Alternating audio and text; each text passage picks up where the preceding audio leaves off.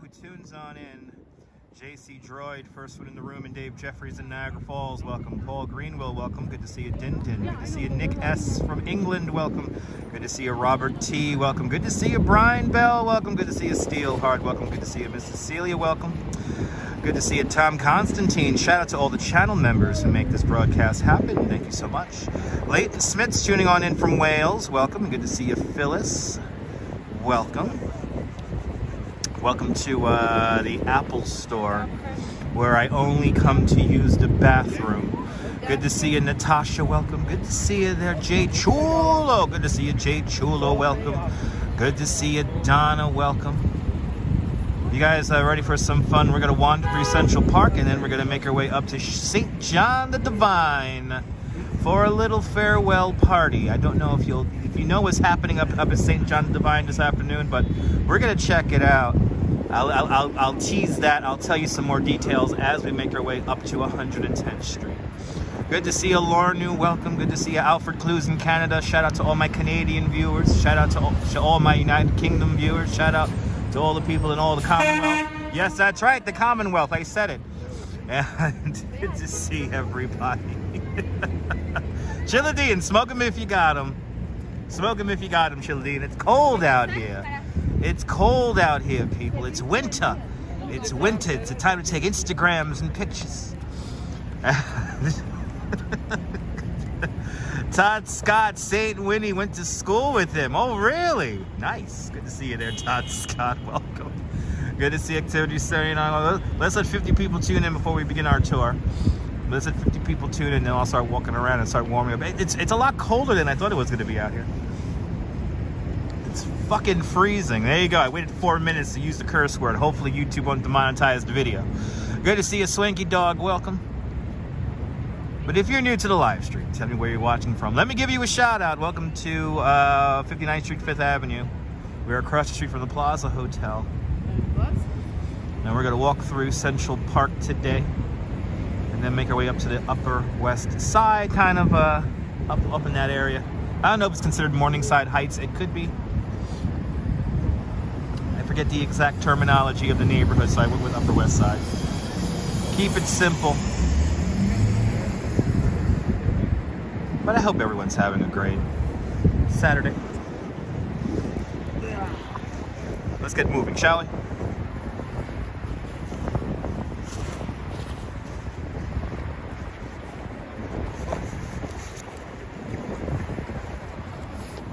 Might have to break out the live stream glove because it is just a little chilly.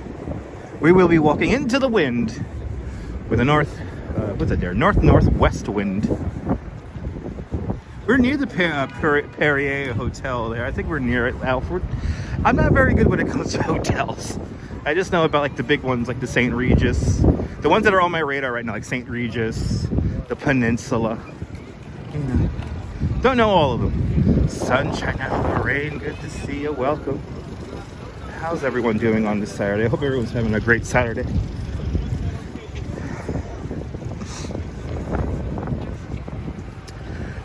So I thought we were going to get more sun than this. I thought it was going to be a little bit warmer, but it's turning out to be a little bit cooler.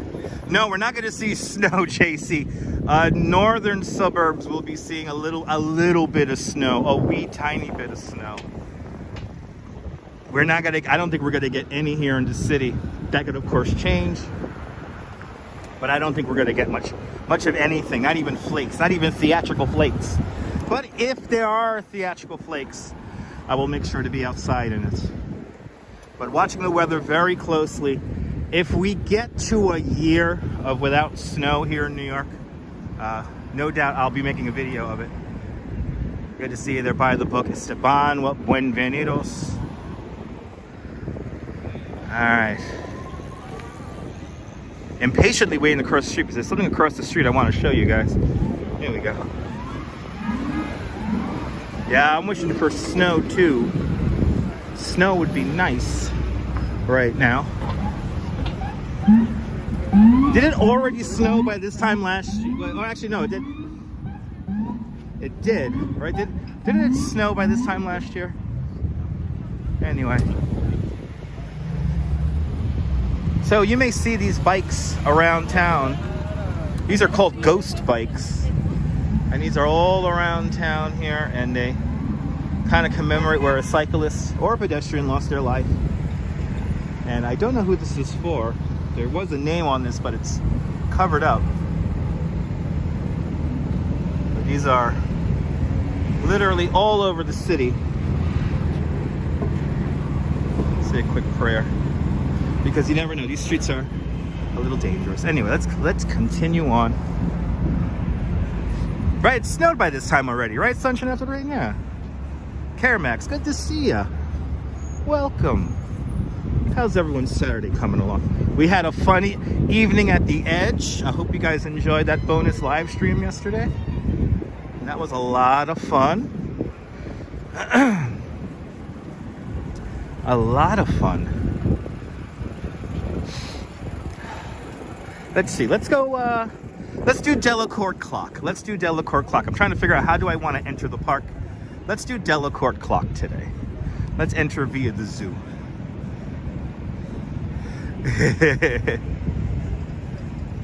It is weird with no people and no snow, right? Yeah. This is always the quiet time. I'm very happy I got a tour booked for next week. So get to work a little bit next week for you guys. So, the view was incredible. Glad you guys enjoyed that. That was a lot of fun.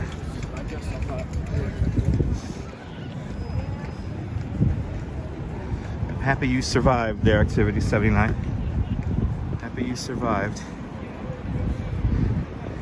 All right. 60th Street. And this is where we're gonna death-defyingly cross here. Yeah, got a reality check with the skating rink, right? Oh my God. I should do a video just on the size of that skating rink. Good to see you there, Lizzie. Welcome. Doing great. Oh my God. Well, I'm happy you came out of that Activity 79. I'm happy you're safe. Right? I wish I had $1 for every close call. Yeah, I think that was a bride. I think that was a bride. We're gonna get audience, so I'm just gonna have fun here in Central Park. 843 acres large. Central Park, complete man-made environment designed by Frederick Lahr Olmsted and Calbert Vaux. This lower section opened up in 1858. And the full park was mostly developed by the 1870s, but they were still building little landmarks in here as late as the 1890s. We will be passing an area today. I'm intentionally going to be passing an area today there where it's meant for winter. So we're going to go to an area that is supposed to look green even in winter. WGW out in Colorado Springs, welcome. Joshua Johnson, welcome. As we enter the zoo. I don't think we're gonna get Delacorte Clock ringing. Right, what time is it? Let me know if it's the top of the hour. Maybe we'll enter the park as the Delacorte Clock rings. Good to see you, Ramona, welcome. Let's see.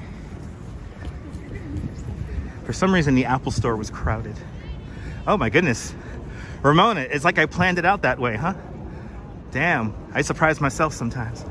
Thanks for the time check.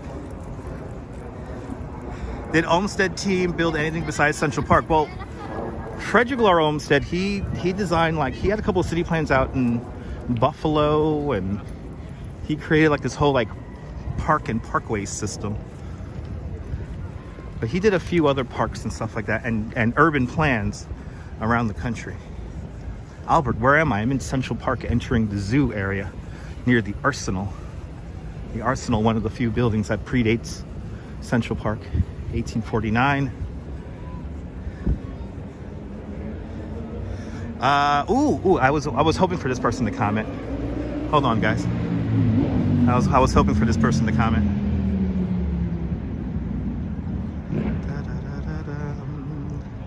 Good to see you, Galen Tom Frank Cohen, Tucson, Arizona. Good to see you, Neil. Welcome. Out in Flatbush. Welcome, welcome, welcome. Good to see you there, Strawberry Fields. Welcome, and we will be going to Strawberry Fields in a little bit.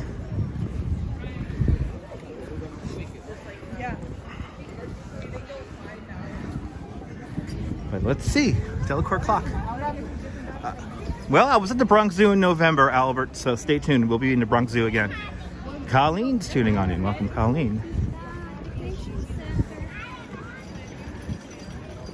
But we'll go to the Bronx Zoo again very soon. Stay tuned. But we just went there in November. We're gonna have to go back. Good to see you, Robo Jackson, London. Welcome.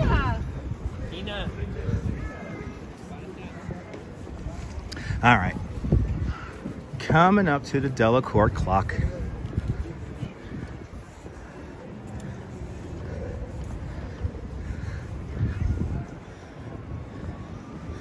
Lake Nona, welcome. Doing good, doing great. Tony, buenos noches, España.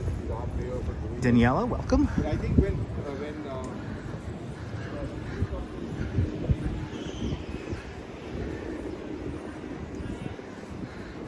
All right.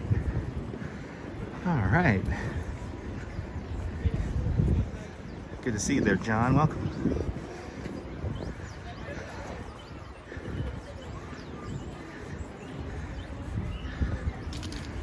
Is there like an audience waiting for this right now?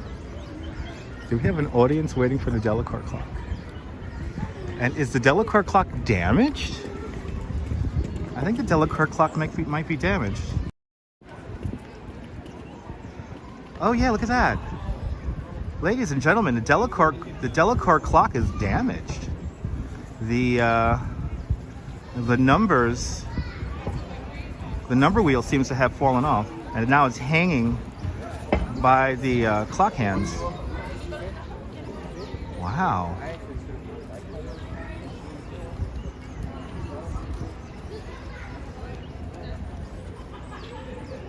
Good to see everyone. Welcome to the show. Let's see if the Delacorte Clock even rings.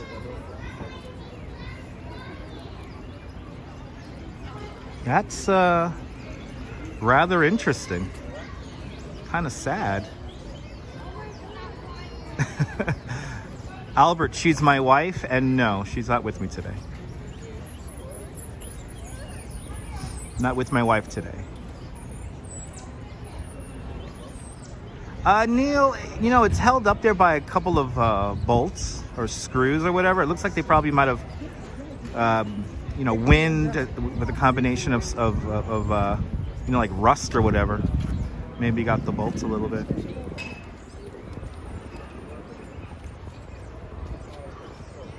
Wow. I wonder if it's gonna ring. Let me know. Give me a time check when we get to the top of the hour. We know that there's a a 2-minute lag in the clock. Let's see what happens here. It's 2:01 now. All right, so about a minute. We'll give it another minute here. But I'm glad you guys enjoyed the Edge video. Really appreciate it. Albert, you're gonna have to stay tuned. Spontaneity is the spice of life, and I like to be spontaneous on this channel. As we wait one more minute here, we're just gonna wait another 30 seconds or so. And then we'll keep moving here. I wonder if the Conservancy knows about this. Well, please feel free to take a screenshot and tweet it at the Conservancy, the Central Park Conservancy. But yeah, 2:02 now. We're gonna keep moving. Sad to see the Delacorte Clock broken, but then again, it is the off season. Oh, there we go.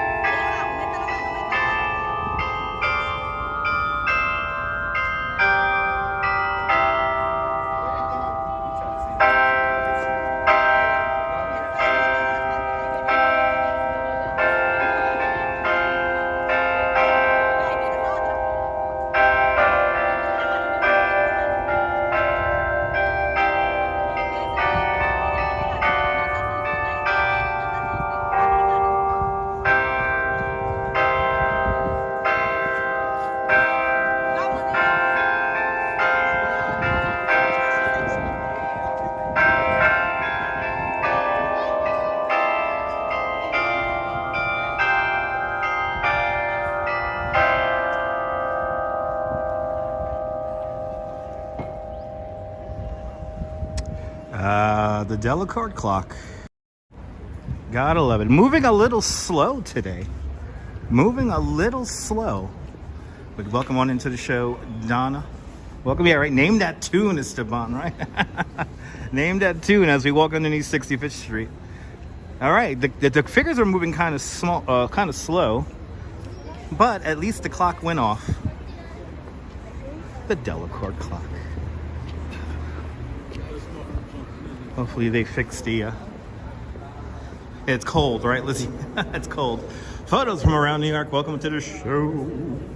Nebul Buenvenu. Everyone who tuned in during the Delacorte Clock ringing, thanks so much for tuning on in. We're now going to be in the park for the next, about the next 45 minutes, hour, probably an hour. I love it too, Colleen. I love it too. It's just cold enough out here for me to break out my live stream glove. Might have to break out the live stream glove here. Hands are cold, baby. Hands are cold today. I was hoping for it to be a little bit warmer, but it's not. Good to see you, Noble Sweetness. Welcome. Let's go say hi to Balto. Then we'll make our way into the mall. Candle, welcome. Mike Tiny, welcome. No snow, no snow. No snow. At least it's not raining. Yeah, I think it's gonna rain. What is it? Is it Monday night? Or it's Sunday night into Monday? Ooh. Yeah, Central Park dog. Yeah, Central Park dog. Yes. Manhattan schist right there.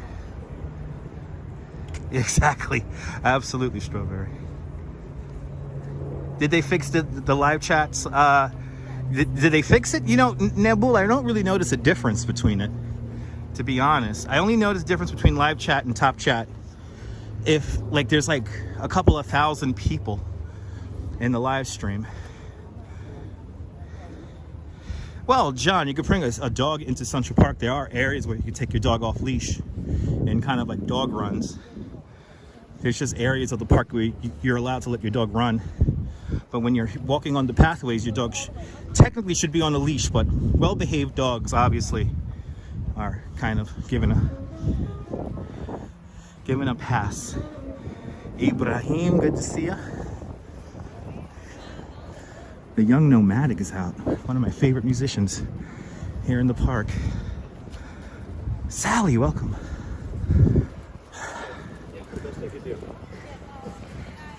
It's cold as people climb. Yes. Guys, tip this guy out.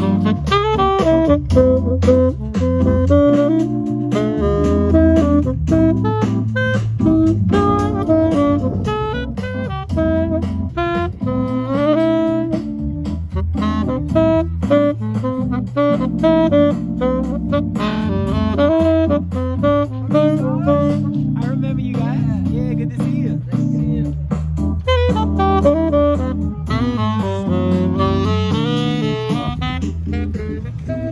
It's like an amusement park. Good to see you touring different places. Welcome. You gotta follow him on Instagram, guys. You have to follow him on Instagram. He is like legit he's one of my favorite Instagram follows. I am Young Nomadic.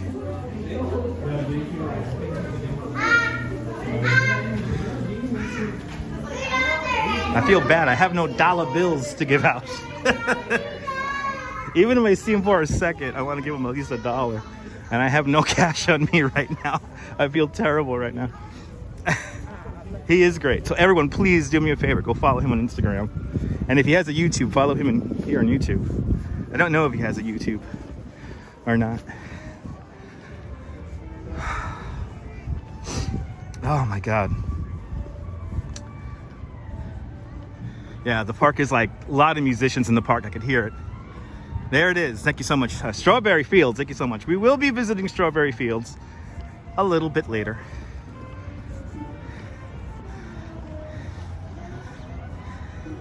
Oh, absolutely, Neil. Yes, I always do. I just feel bad. Like I hate to say this about Central Park. It's like Central Park is kind of like when you're going to a strip club. You got to like make sure you got dollar bills.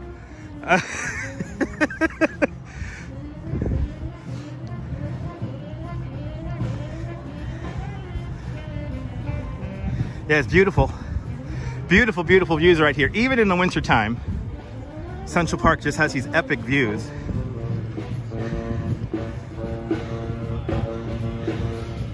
Okay, you don't think he has a YouTube? Okay, cool. Yeah, I don't know. Yeah, I would have known already, so yeah. As we now swing on to the mall. The only straight pathway in Central Park, the mall is flanked by some 400 great American elm trees. The third, fourth planting of these trees in the park's life. These trees are a special Central Park kind of hybrid kind of version of great American elm, highly resistant to various bugs and diseases.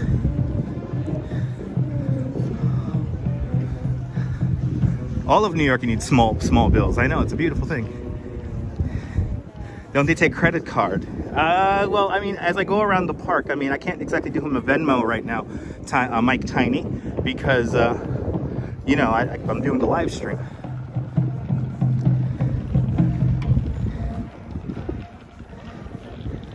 There you go. Thank you so much, Caramax. Okay, cool. Okay, cool. Thank you so much there, Dave Jeffries, for the information.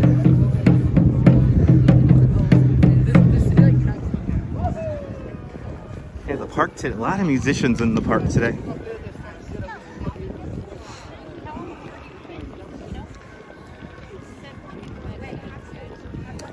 What a beautiful day here in the park. 27,000 trees in total. 3,000 plants, shrubs, and bushes, 9,000 benches, 142 miles of drainage pipe underneath my feet, 11.5 million cartloads of topsoil create Central Park. Ask Mama Louise, welcome. Having fun out here in Central Park. Got to make our way up to the St. John the Divine. That is on the menu today.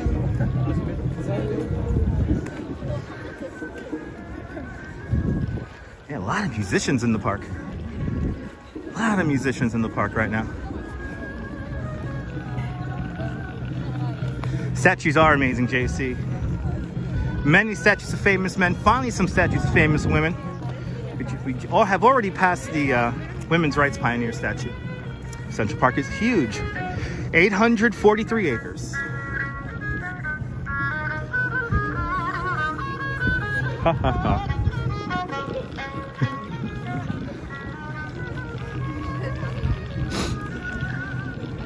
There you go. Still playing Jingle Bells here in the park. It's still Christmas time here in the park.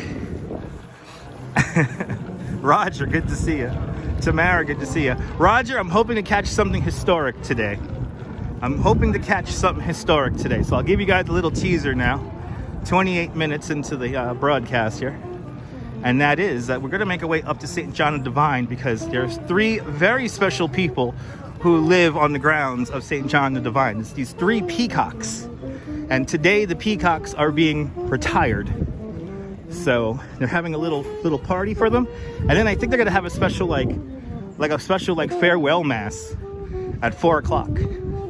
So I'm hoping to be able to go inside and besides show you guys St. John the Divine, say farewell to the peacocks of St. John the Divine. Diana Lee, welcome. That's our friend Ralph. Ralph Williamson. He is there in the park every freaking day. Every day. That's right. Hey, Strawberry, absolutely. Are we playing Frisbee? Oh yeah, they're winging it, man. They're winging it, man. We're having some extreme. Hey, look at that, man. Extreme Frisbee action right here, Central Park, man. Woo! Yeah, right. nice triple thing. See, it's an amusement park. People, it's an amusement park.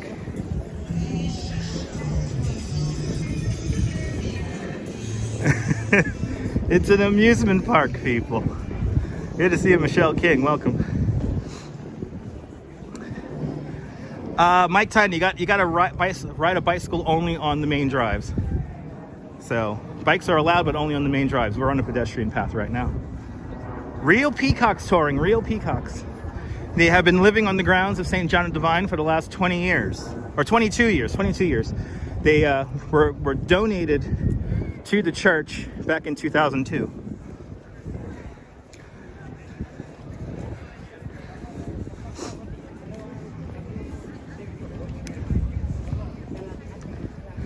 That is what we're going to do today. They're having like a little carnival up there. They're having like a little carnival up there. We got a bike tour in here. Let's see. Are one of my coworkers working right now?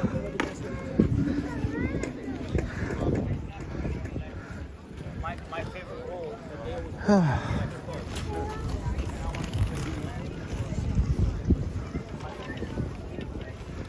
Oh yeah. Is there any information on why the peacocks are retiring? I think they just need like a larger place to hang out. One of the requirements is to have a pass. They just need like some space. They're moving to upstate New York.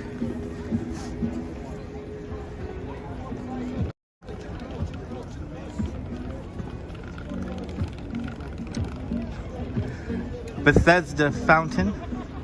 Here at Bethesda Terrace, the Angel of the Waters Fountain, the first public commissioned work of art for the city of New York, designed by a woman. Her name was Emma Stubbins.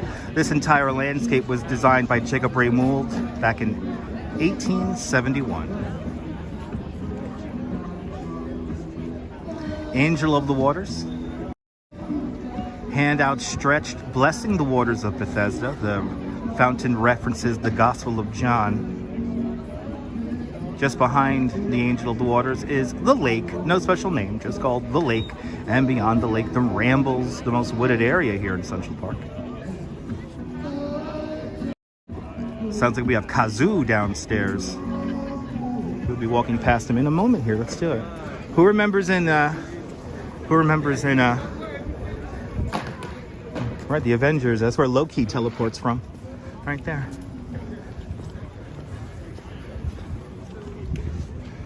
All right, let's cross Calvert Vaux Way, Olmsted and Vaux Way. Roughly, this is 72nd Street here today. Roughly 72nd Street. All right, let's go. We're gonna walk through the arcade, and then we're gonna make our way to Alice in Wonderland coming up next. Good to see you, Guilherme. Boa tarde, Brazil. It is a great place for people watching MC30 Jersey, absolutely.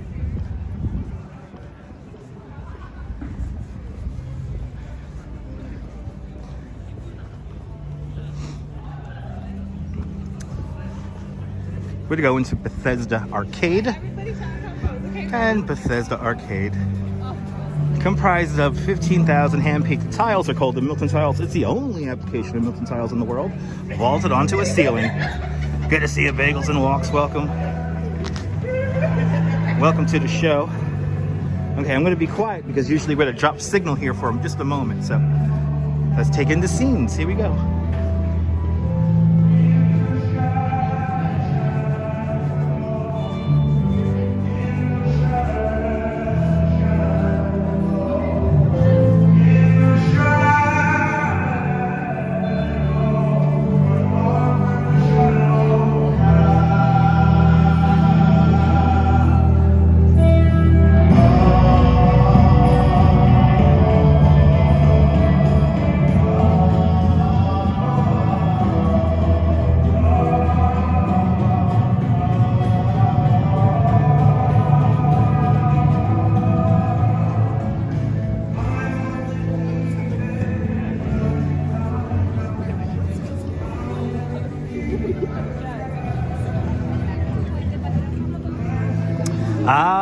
Bethesda Terrace.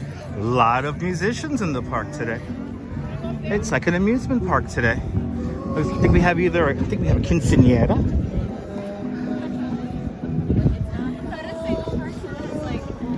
Wow.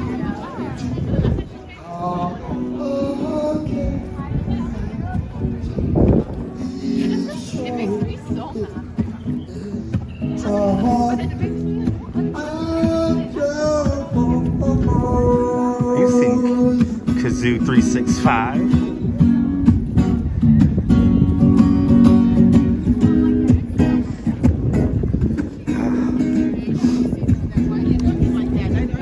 It is a beautiful day to be in the park. It's a little windy. I just realized I'm walking into the wind for our little walk today. Sean, do you know what's happening in St. John the Divine today? A very special day is happening.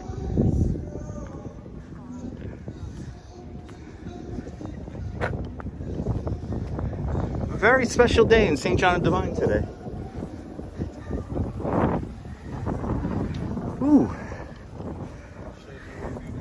Getting my steps in for the day, baby. Yeah.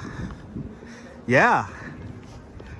The Peacocks are retiring. They're having like a party up there. I want to check it out. I want to see if I could be able to go inside the cathedral there. Maybe. I think they're going to have like a farewell ceremony. End of an era, yeah.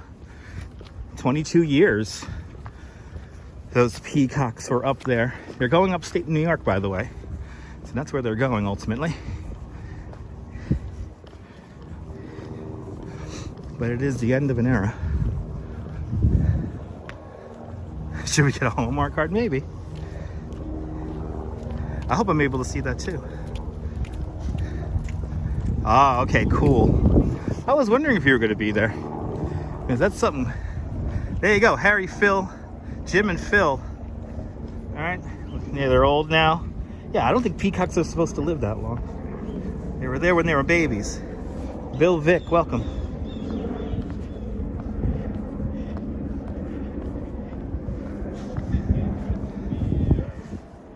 They're racing some, maybe Robojacks, maybe.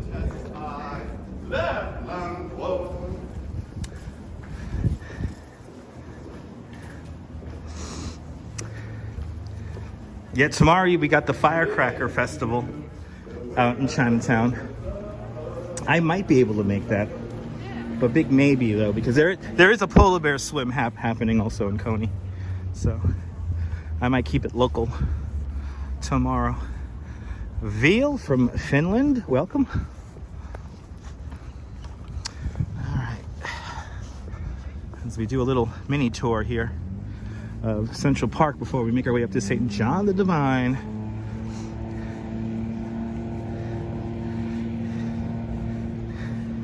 Peacocks have lived on Cathedral grounds for 50 years, ever since the Bronx Zoo donated them. Okay, interesting. All right, they were chicks that arrived in the early 2000s. So basically their whole lives were here. Yeah, South Salem, New York, that's right. That sounds correct. Right, you vote for polar bears? Yeah, me too. Me too.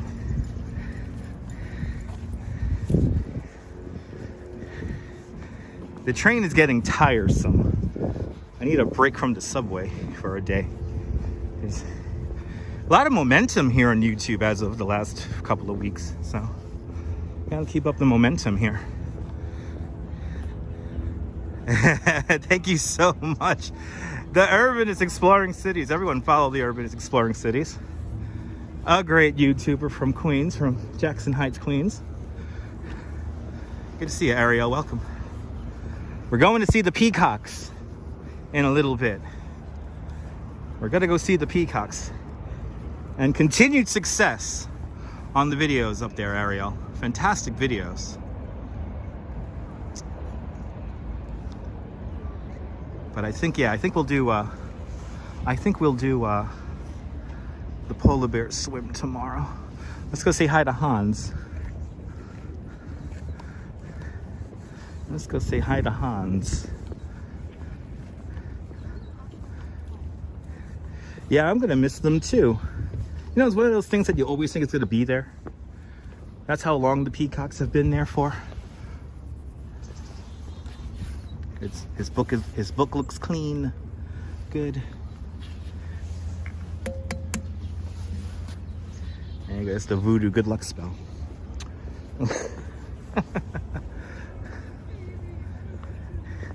Yeah, they go into upstate New York.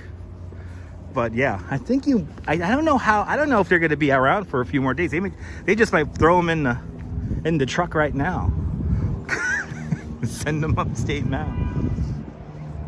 We'll find out. Let's see what happens. Yes, they are real peacocks. They're real peacocks. They were sent over there from the Bronx Zoo as children. At least send them to Brooklyn. No, they got to go to New Salem, New York. They got to go somewhere nice. They got to go somewhere nice where they have some space and stuff like that. Hopefully they'll get like a nice tree to roost in.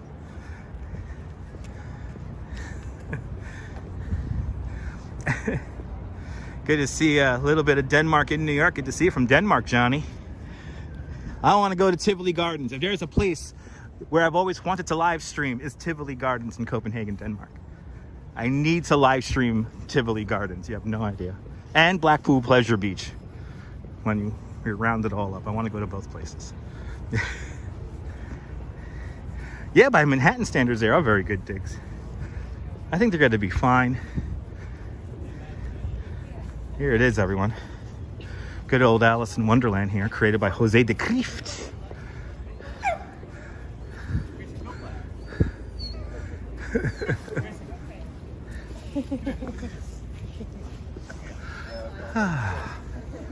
Good to see you, Claudia. Welcome.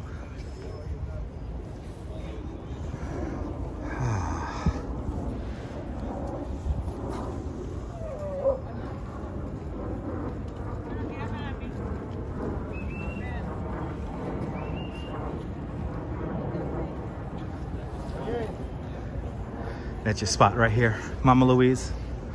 Oh yeah, one of my favorite statues in the city.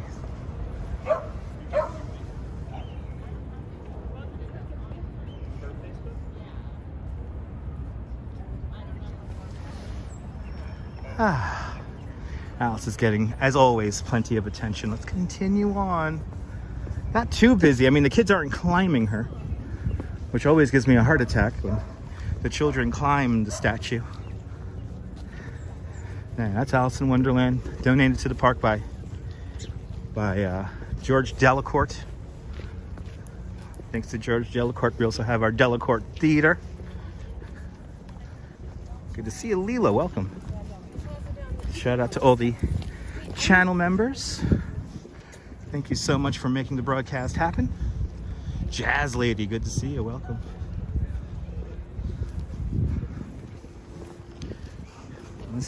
Let's head back towards Bethesda really quick. We just did this to kill some time here, so we're now going to make our way west towards Strawberry Fields, and then after that we'll go north in the park a little bit more. You know, John, all over the park there were a couple of scenes of Odd Couple filmed. Joseph from España. Buenos noches, España. And RJ is tuning in from Colorado. Welcome. Good to see you out there in Colorado.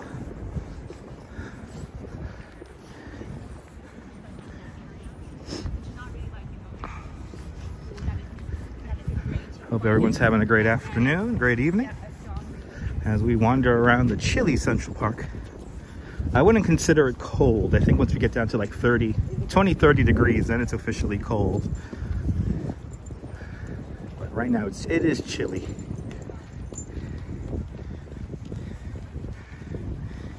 Gonna pass by the Globe Boathouse now. Am I planning a trip? Not anytime soon, Lady-O. Not anytime soon. Gotta work. Gotta work. Money is a tad bit tight at the moment, so gotta plan for something else. I think we have a water main break. Yeah, it's a water main break. Water main break. Water's bubbling up right here underneath the soil and everything, draining down to right there. Interesting. Water main break, everyone. Yeah, I gotta make that money first to go traveling. No measurable snowfall this year, no. I might have to do a special video about that if we hit a full year, which it's looking very likely. That's the funny part. It's like looking likely that we're not going to get snow for a full 365 days. Long-term forecasts do not look very good at the moment for snow. Every time precipitation comes around the city, the temperature of the city goes up. Let's see here. What should we do? No, let's do this. How long is Central Park? Central Park begins at 59th Street. It ends at 110th Street. So that's like 2 miles, a little over 2 miles from north to south. It's 843 acres large, or 341 hectares large. 11.5 million cartloads of topsoil. 27,000 trees, 3,000 plant shrubs and bushes, 9,000 benches, 142 miles of drainage pipe,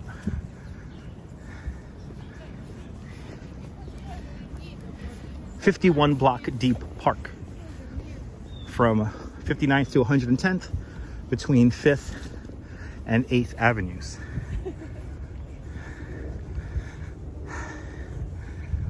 Supposedly, really, an hour at Cedar Hill. It's good to know. Kind of walking through the Ramble now, right by the Loeb Boathouse. Using my skills I learned while walking the park aimlessly while the gates was installed. Haven't come here in a while. Optimus, welcome. How do I remember all that, Jazz Lady? I say it many times. Plus I've memorized it. New York is lucky to have Central Park. Yes, it is.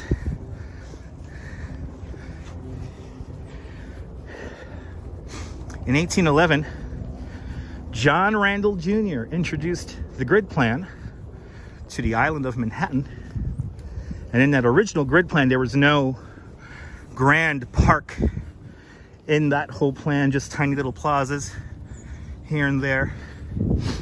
And as the city grew, especially in the 1830s, 1840s, when the city practically like doubled in size every like 10 years, well, they realized that people needed just a place to get away from that urban environment. And yeah, they created Central Park.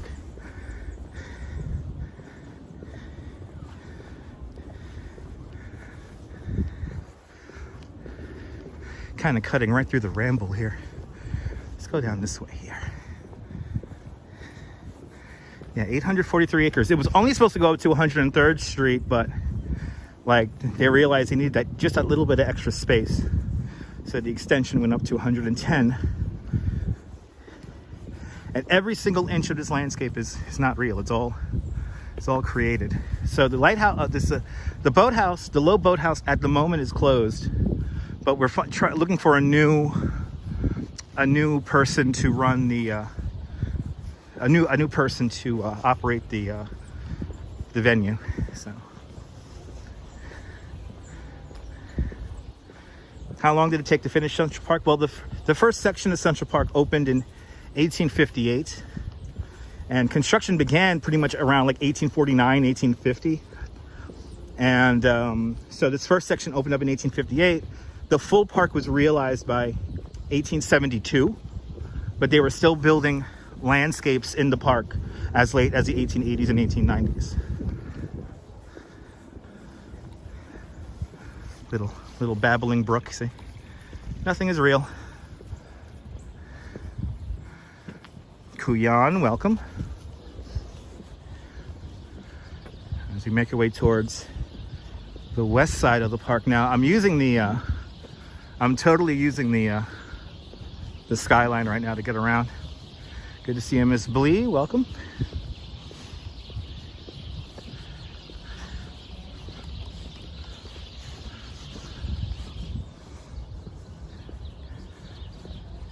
H Bunny, welcome.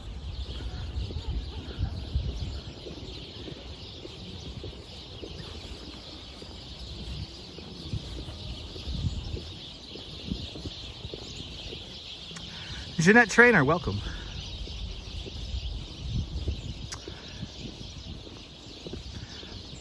Hello, Norman. No, you don't, Mike. No, you don't.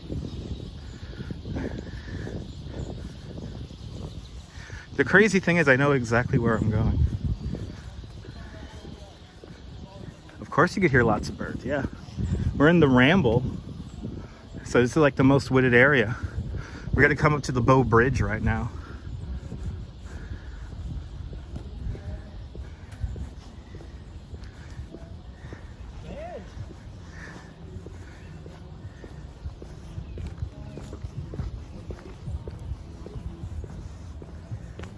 Let's see, is this like a little dead end here? No, we could go over to the right. So you could actually hear kazoo way across the lake over at Bethesda Terrace.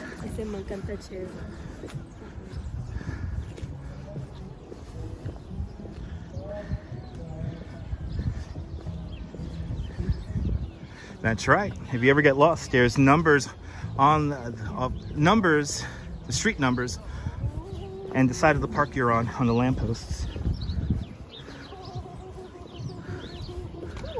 Makes it so easy to get around. The Bow Bridge, built in 1858, designed by Calvert Vaux. It's a cast iron and wood bridge, used in many, many TV shows and movies.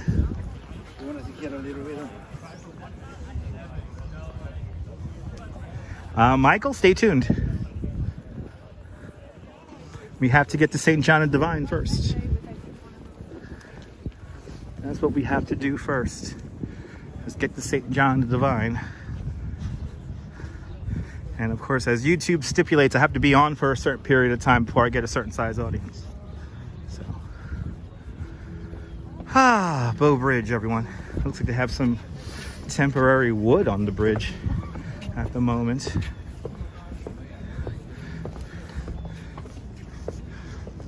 Very famous view of the Majestic, the Dakota building coming into the view, the Twin Towers of the San Remo.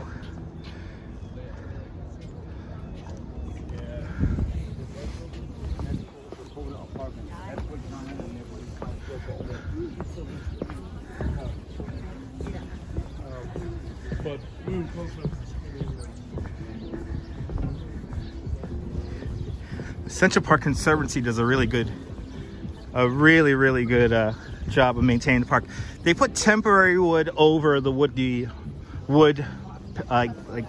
decking. So they're no doubt going to switch out the wood decking on the Bow Bridge. I think they do that every few years. Good to see you, Mike. Where's 33 degrees in Buffalo? Thanks for snowing the dog. You're more than welcome. More than welcome for showing the dog. Good to see you there, Mike. Yeah, it's temporary wood to protect it. They're probably going to redo the whole wooden decking there, so.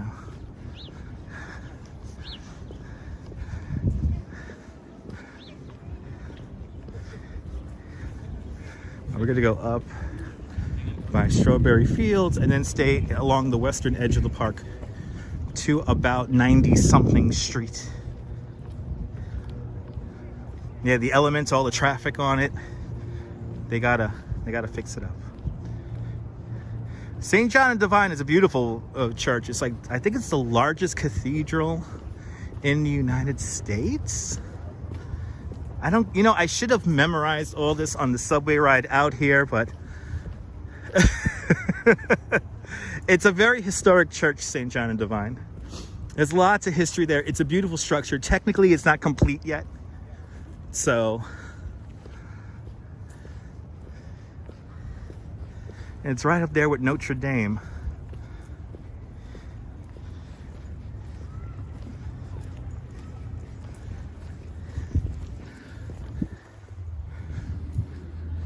Coming up to the Cherry Hill Fountain.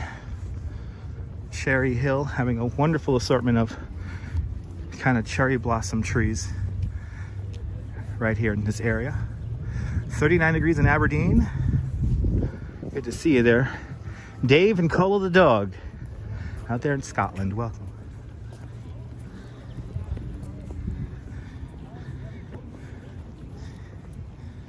If they wanted to finish it, they could. Yeah. It's just really expensive, right, photos? It's just really expensive. Yeah, construction began in 1892. Still ongoing. Frant, good to see you.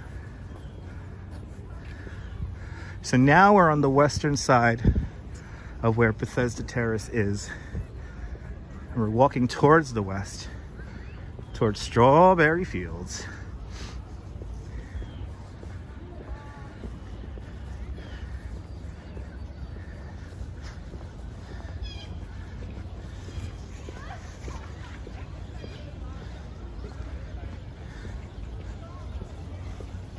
There you go, the world's 6th largest church. This is where they do the fireworks. Yes, this is where they do the fireworks.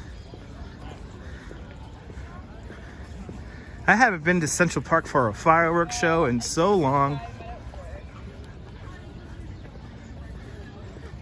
Thanks for the information, Ramona. Yeah, you can see the skinny skyscrapers. They're right there. Billionaires Row, Jack. Billionaires Row.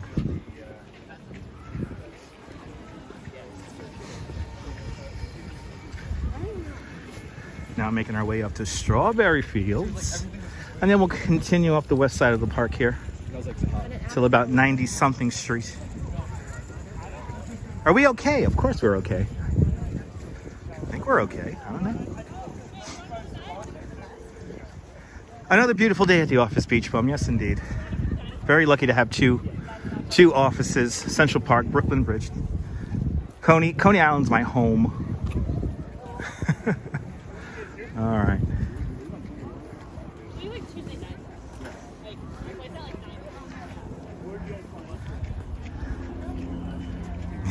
That's right, John. That's right. You want to wave to the billionaires, John? Right? I'm just amazed that that balcony up there on the Central Park South Tower is higher than the edge. That kind of blew my mind last night. Good to see you, Deb. Welcome.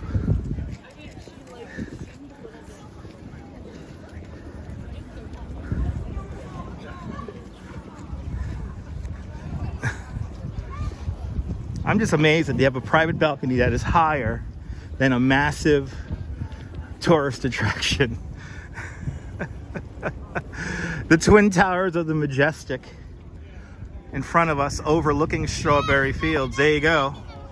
Strawberry Fields is a 2.5-acre section of Central Park, landscape architect Bruce Kelly. This area opened up on John Lennon's 45th birthday on October 9th, 1985. Yoko Ono officially was able to acquire this piece of land in 1983. The landscape used to feature 18 strawberry bushes from all around the world, but that did not last too long because strawberry bushes cannot last in our cold New York City winters. And of course, the little pigeons and birds like to eat the berries. So thus, there's no more strawberry bushes, but the main feature is still here, and that's the Imagine Mosaic. The Imagine Mosaic is a gift from the city of Naples to the city of New York. A simple black and white tiled mosaic that says Imagine.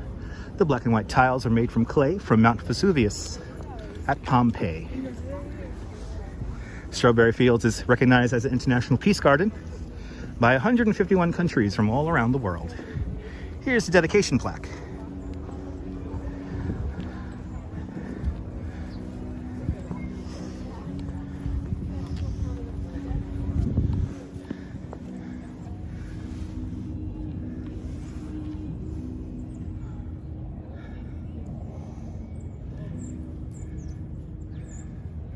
CB Birthday, welcome. We're just going to be quiet as we make our way around the mosaic. Good to see you, Arjan. Welcome. Well, yeah. No, she's the tough one.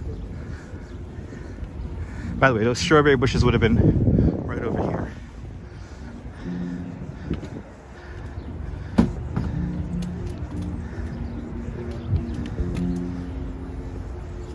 Really bagels. Wow, didn't know that. Okay, here we go. A lot of people here.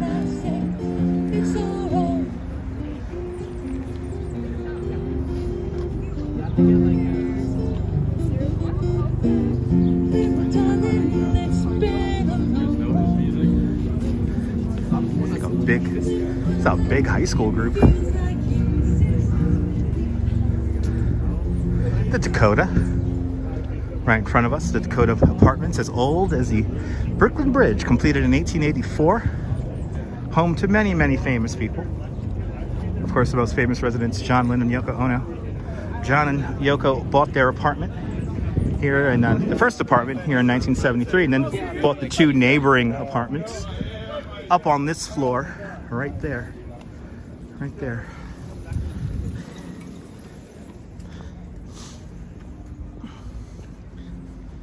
We're gonna stay in the park though today.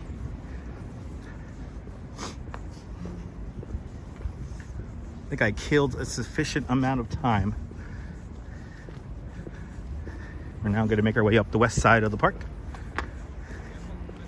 and take it up to about 90, I think 96th Street. We're gonna take it up to.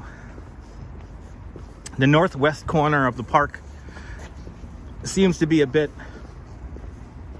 problematic when it comes to a signal, so we might have to try to avoid that area as best as we can. Yeah, 247.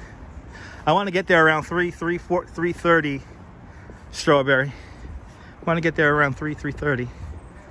So not many people here today. No, not many people. A little chilly, but not many people out here today. Good to see you, Jerry. Welcome. All my Londoners are in the house. London calling.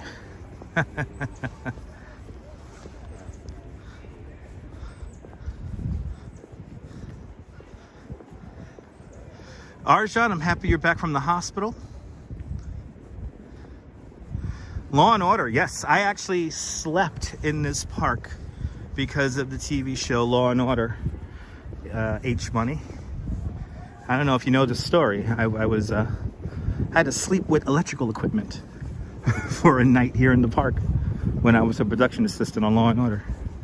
I slept in a van. They paid me $150 a night to sleep in a van. They gave me an offer I couldn't refuse. I got some gin, some Dr. Pepper, a ham sandwich, and a whole bunch of weed, and I was fine.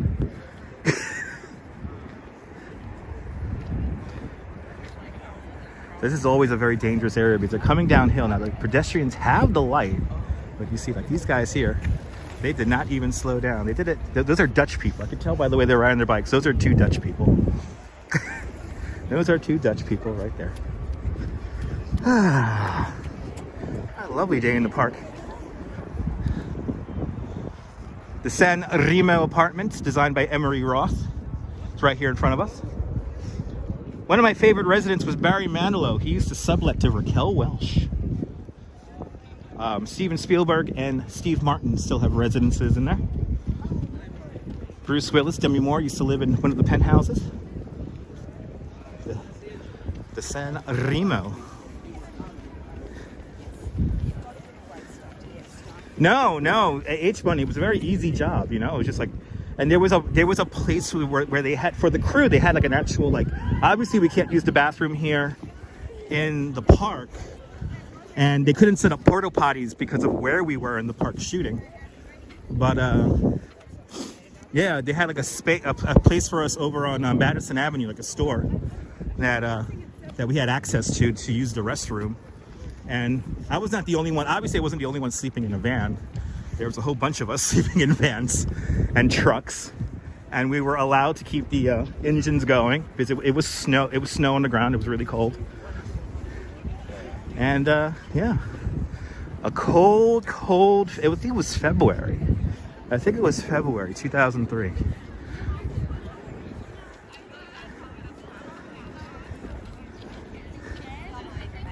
Yeah, she makes. Yeah, we gotta get past the doorman, Deb. We gotta get past the doorman.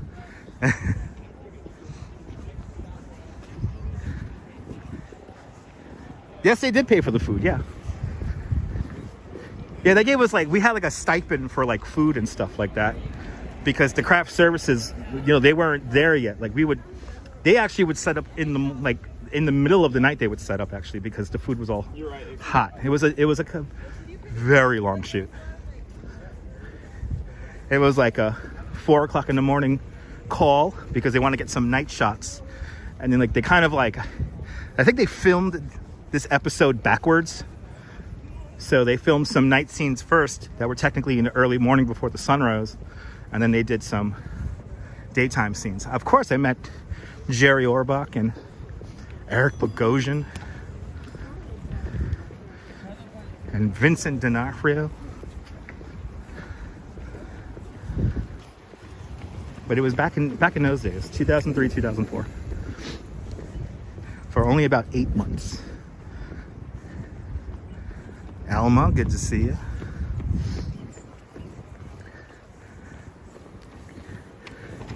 It was back when Law and Order was like a mini movie. It was every episode had a different director of photography. I kind of like the older episodes as opposed to the newer episodes. You don't have to invest as much time into the older episodes. You can just watch them individually. The newer episodes, it's like a continuous storyline, so you got to kind of watch them all. But those were the days here in New York. Those were the days. It was good times back then. I can imagine now being a production assistant and there being weed shops now available. Must make it really nice to hold parking spots and stuff now. Good to see you, Derek. Welcome. And Rob Prince with a $10 super chat. Rob, thank you so much for the big and very generous $10 super chat. Thank you so much for joining today's $5 club. 2 times today. Much appreciated. I will get a Mad Maz. Yeah, that sounds good. A Mad Maz, yes. Dr. Pepper and some Tanqueray gin. You'll be warm and you can sleep the sleep of ages. Thank you so much. Oh man, now I want some Dr. Pepper and gin, even though I haven't had that in probably 15, 20 years.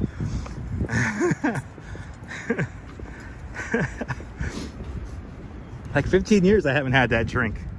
That's like my alcohol man drink, Yeah, a splash of Gatorade. No Gatorade. No Gatorade. No. just Tanqueray and Dr. Pepper.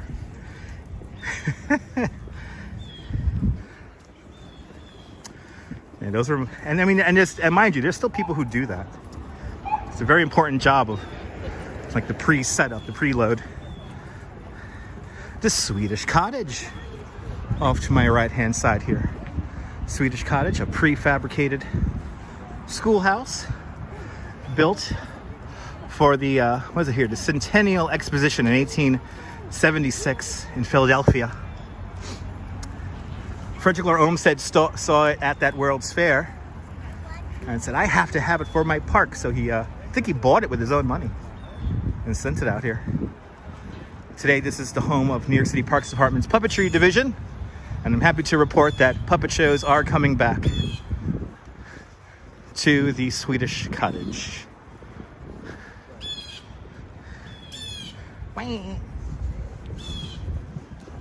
As we continue on, we're right now by the Delacorte Theater. This is where the bike accident with Bono happened. It literally happened right here. This is where it happened. Right here. This is where it happened. I was giving a tour, a bicycle tour, and I did not realize that they were putting Bono into the into the ambulance. But what happened was they usually have metal grates along this double white line here to separate the joggers from the cyclists. And anyway, Bono was coming down this hill here at a pretty good clip of speed. There was a jogger, a pedestrian, we don't know, on the other side of that fence there. The jogger came out from the fence a little bit. He went to avoid the jogger, and from about this fire hydrant all the way about to this, almost to this pole right here. So from the fire hydrant all the way to about here, there was debris from his bike. He tumbled that far. The problem was that when he tumbled, he never unclipped from his bike, so he tumbled with his bike going like 30 miles an hour.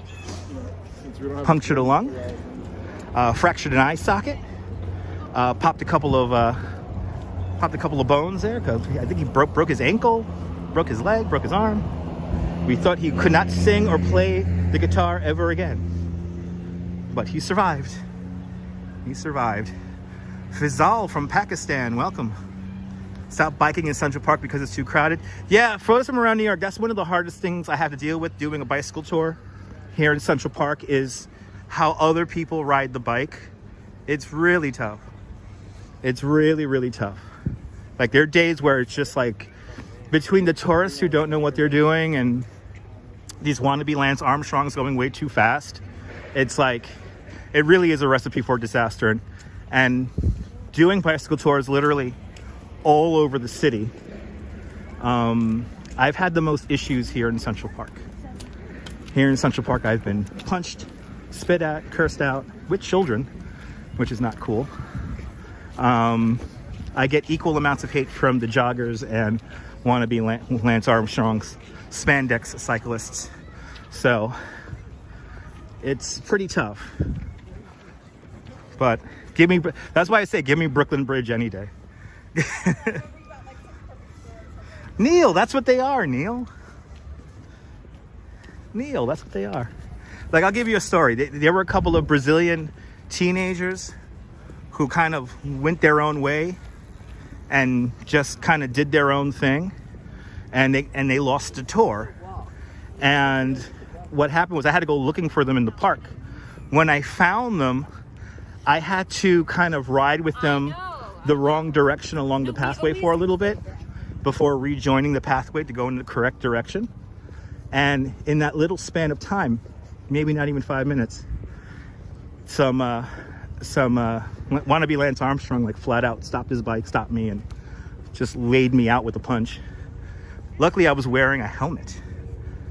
So, but yeah, he didn't lay me out, but he kind of threw a punch at my head. Luckily, it hit the helmet, and that was fine. But had to do that while working, while dealing with people who couldn't speak English very well. I had to do So, it like for a tiny bit of space. And we weren't riding our bikes, we were walking our bikes in the wrong direction. And we were all the way over in the jogging path portion of the pathway. So we weren't even in the bike lane, we were all the way over. But because there was like a bend in the turn and they wanted to have to turn really tight, I don't know. Anyway.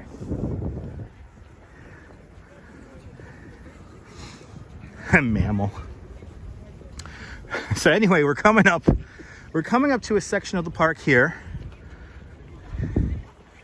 which is kind of like we have a whole bunch of pine trees planted around here, and this is the most green area of the park during the winter months. It's right here. Bagels and walks, as a lifelong New Yorker, it's like people are going to do what they got to do. Francisco Berlini, buongiorno Italy. Welcome on into the show.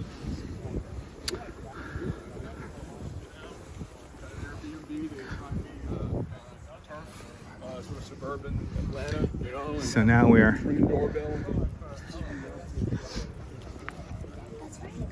coming into an area where there's like 400 pine trees.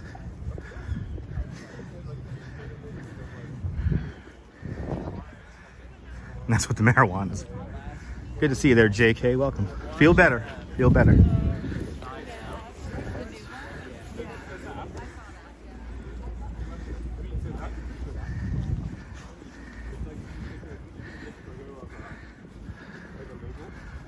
See how green it is over there? There's a whole bunch of pine trees over there. A bunch of pine trees all around here. We're just north of the Great Lawn now.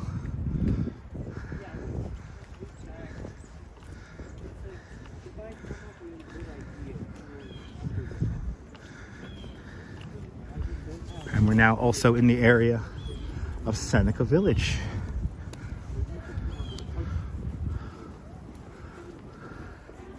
Yeah, here we are. We're in the Arthur Ross Pinetum. The Arthur Ross Pinetum. This area, Frederick Lahr Olmsted had always wanted an area that would always be green, even in the middle of winter, and this is that area right now. Lots of pine trees in this area. By the 70s, unfortunately, a lot of these pine trees were either died off or weren't replanted, so he spent the money to get this pine tree area kind of replanted. I think that was back in the 70s too. I was watching an Instagram of it. Yeah, here we go. For more information, scan the code right here. Scan that code right there, and you'll get some information about this area here.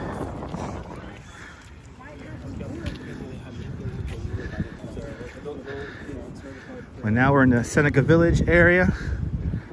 Gonna leave the park in a little bit. We'll make our way up into the Upper West Side.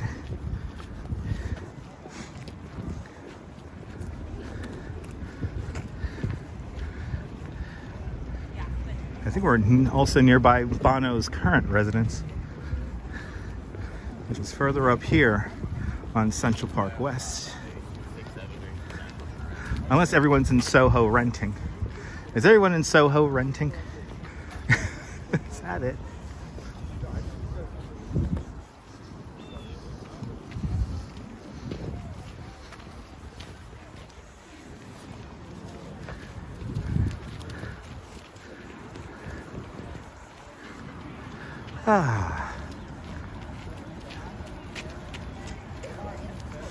No, Nightbot helps me out, promotes me, Jack. Nightbot helps me keep the chat nice and clean to read, and it also advertises. Make sure to follow me on Instagram and all that good stuff. Glad you're enjoying Tunisia. Me too, photos, me too. Yeah, we're on the bridle path right now, so this is why it's kind of like it's dirt. Is it where you're supposed to ride horses? Is right here. Coming up to the Jacqueline County Onassis Reservoir, part of the Croton Aqueduct system, the first freshwater system for the city of New York. How much vacation do I get every year? I actually don't get vacation activity 79. I'm an independent contractor, so I determine my vacation on my own time. Travis Weeks, good to see you. Welcome. I dictate my own schedule at the beginning of every month. I'll see you later, Francisco. Enjoy lunch.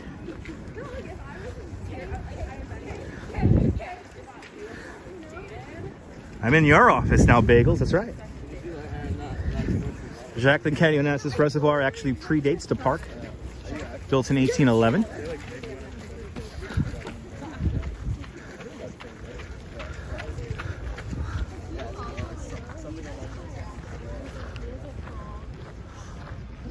Good to see you, Clayton. Welcome. Twin towers of the El Dorado Apartments off in the distance in front of us. Really, a red-headed duck has been spending some time here. Interesting.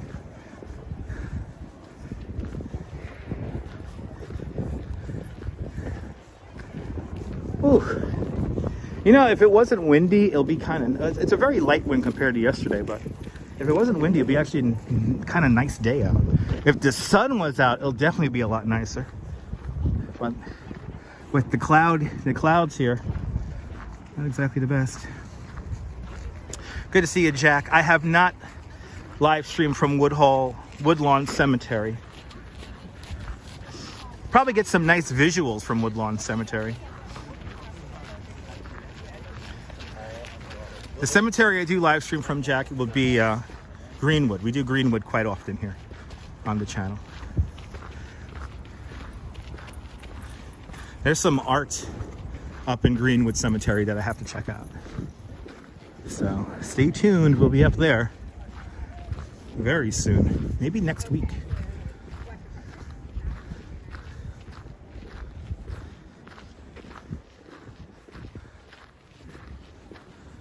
I'm looking for bird watchers. I'm glad you enjoyed the sound of the wind. Activity, Easy Rider out there in Los Angeles where it's 58 degrees and sunny.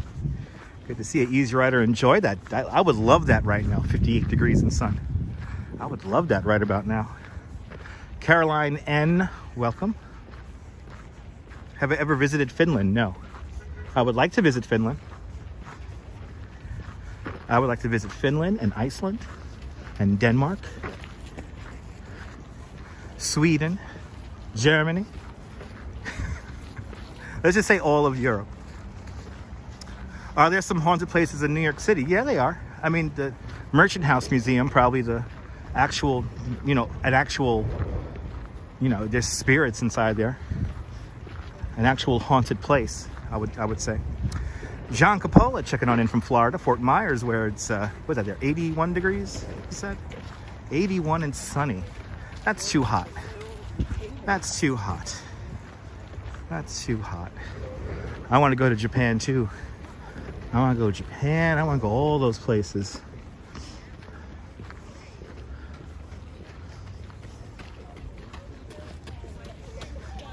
I would love to live stream in Japan.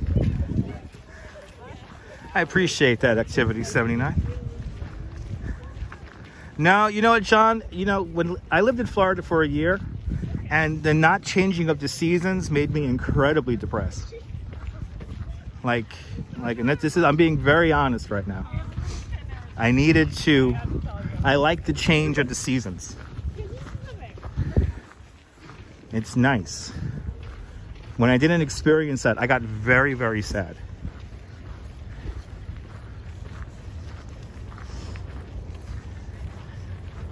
I like variety. I like variety, and I like seasons. I know for some people the cold is not for them, and I get it, but I like the cold.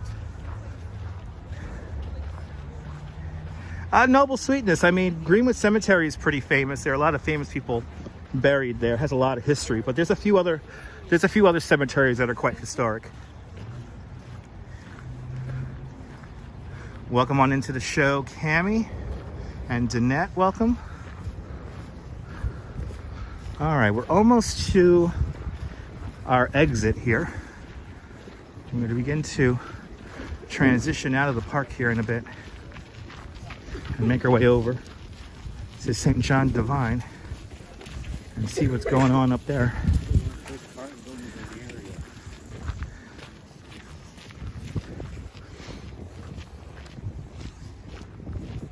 It's funny being here, and I'm usually, as of late, I'm only up in this area right here for my bicycle tour. It's funny being here while not on a tour. Yeah, you love the seasons too, CB? Me too. Scrambles the Cat, I would love to go to New Orleans. Never been to New Orleans. I want to go I actually have a lot of friends in New Orleans who perform, so I would love to go to New Orleans sometime soon.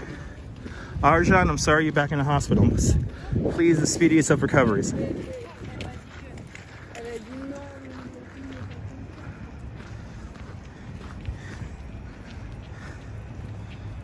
Oh, there you go. Wow, I had an earthquake. Wow. Yeah. All right. All right. We're gonna walk the walk path here. Now, there's a Disney Channel show that uses that exterior. Is it The Sweet Life with Zack and Cody? Which one is it? They use the top of this building right here in that show. I had a kid once come on my tour, and she freaked the fuck out. What show was that? You know what show that was. Let me know.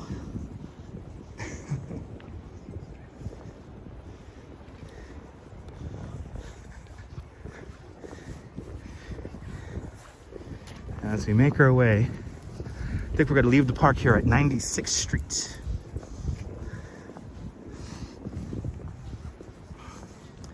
Yeah, I had a Disney Channel freak out, and then I had like to look it up.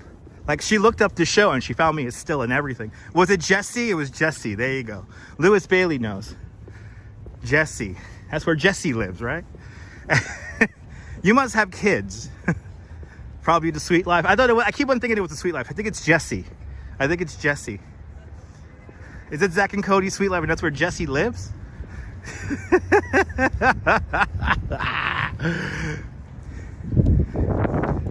I love this park too, Easy Rider. We could have stupid, nonsensical discussions like this and they're perfectly logical. It's Jesse. Okay, it's Jesse, everyone.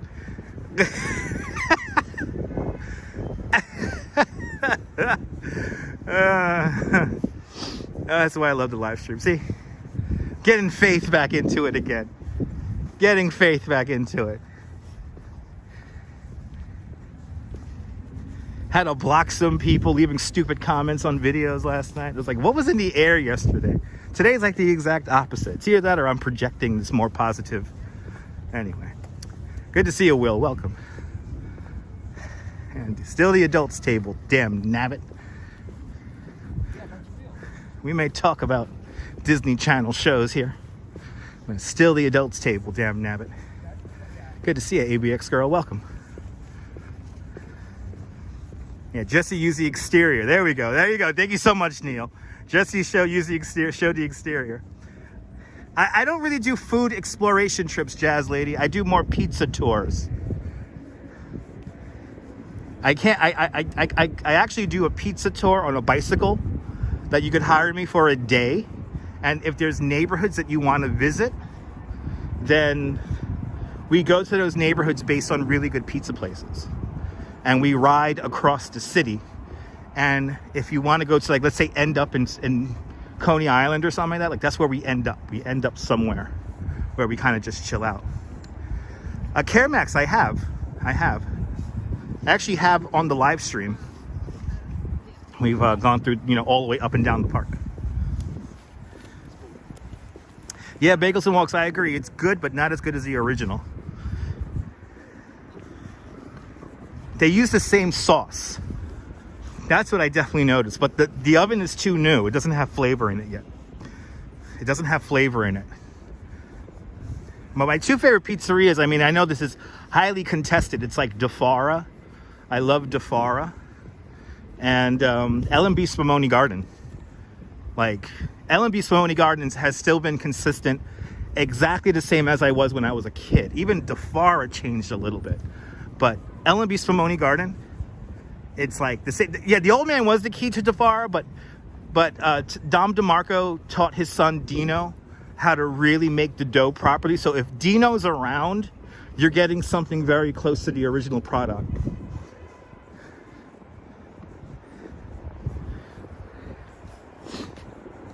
Yeah, L&B is definitely worth the trip. I mean, L&B has not changed at all. Like, L&B is probably the only pizzeria out of my whole life eating pizza here in New York City that it has never changed. Where are we? We're now on Central Park West, and I want to say we're by 96th Street. Giuliana's is very good. John's on Bleecker. Classic slice right there from John's on Bleecker. Arturo's on Houston. I haven't been to Arturo's in a hot minute. Yeah, there is a long list. Yeah, there is a long list.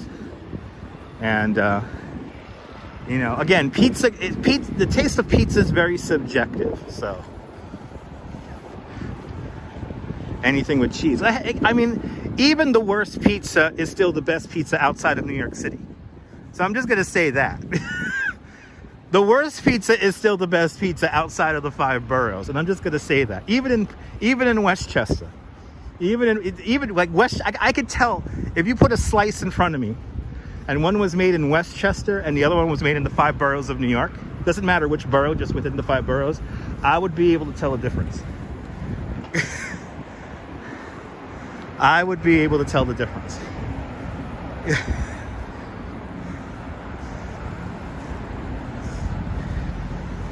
Do I do hot cocoa? From time to time.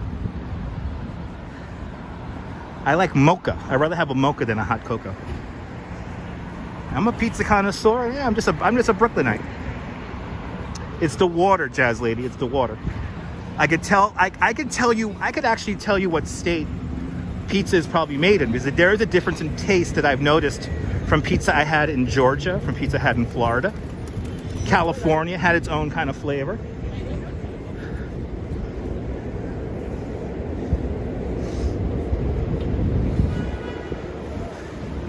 The pizza place in Saturday Night Fever is called Lenny's.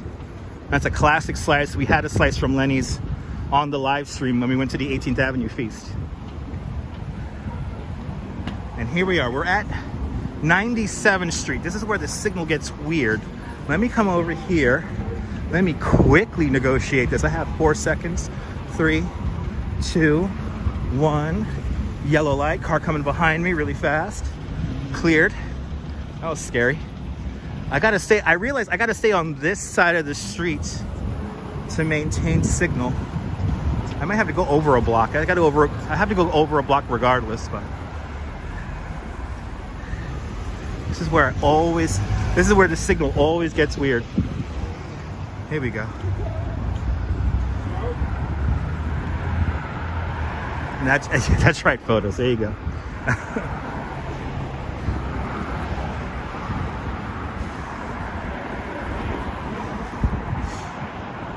Yeah, this is where I always lose signal. If I go across the streets, the signal would start crapping out on me.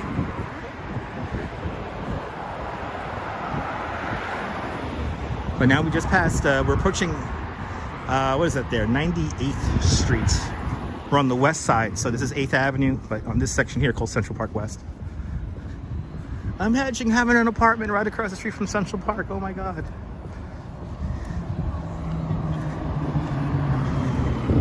I stayed in a hotel once on 71st Street. I have to say, wandering downstairs and wandering into Central Park was nothing short of magical.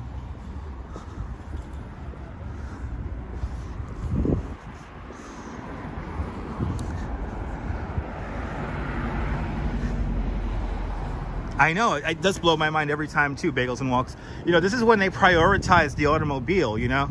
It's a great example of like prioritizing the automobile. Here you have all this space, and why are the apartments facing the parking lot? It makes no sense. Why have the narrow section facing the park? They couldn't just change the orientation? It's an amazing, you know, this is obviously built in probably the late 60s, 70s, and some kind of urban renewal kind of project. It's probably supposed to be middle-class housing, and probably became upper middle class housing, or just luxury apartments. But it's amazing how you have like a whole parking lot, yeah, right here. You don't have that on the east side. On the east side, you have the homes and the big apartment buildings, but like it's crazy. Like you have like just like the narrow spot here. So Harlem's not that far, Dirty Jersey. We're only about 10 blocks away from Harlem.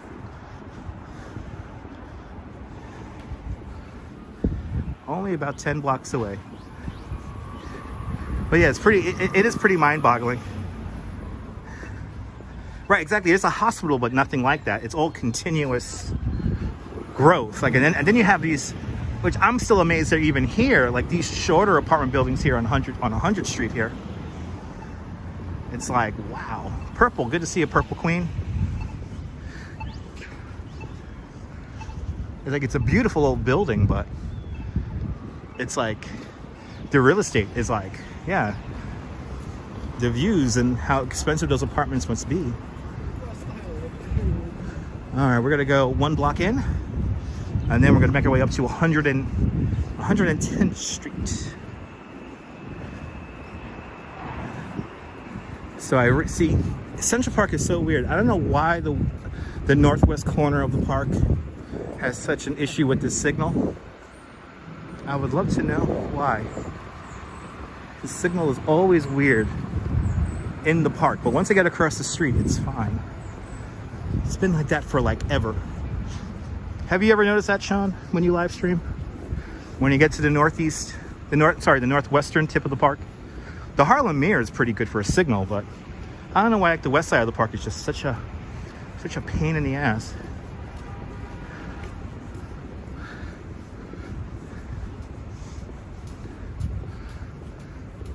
All right, we're gonna go up Manhattan Avenue.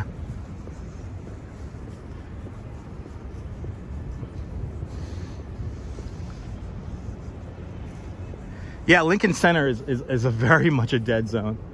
Oh yeah. Oh yeah. Ah.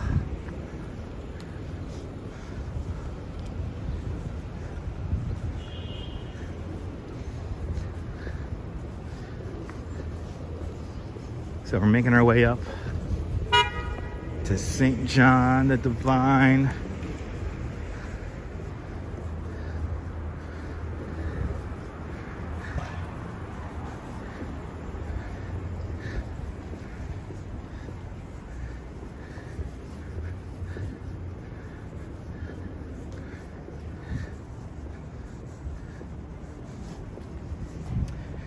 Yeah, you know what, Sean?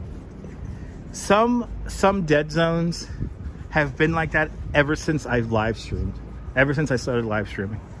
I think it's like the architecture and the placement of the buildings, in reference to the cell repeater towers.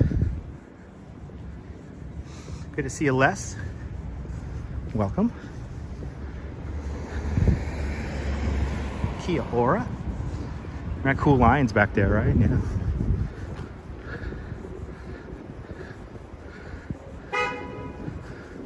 I could tell you guys that I have not been up this way in a very long time. Ooh, yeah. Yeah, bagels and walks. Hells yeah. It is good food around Columbia University. It's good food up there.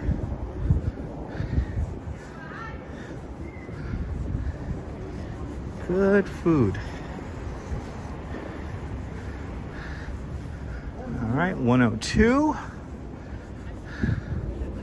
As I go uphill. Yeah, me too. John Law, I haven't been up here in a very long time. I usually stay right by the park, but might as well see the area just a block in here.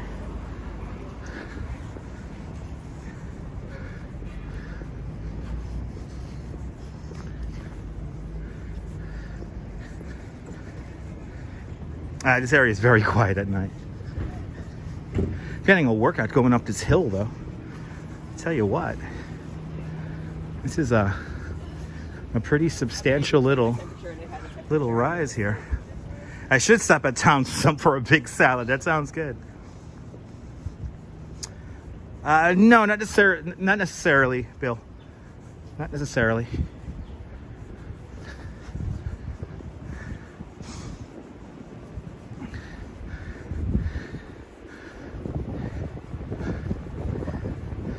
All right, 103.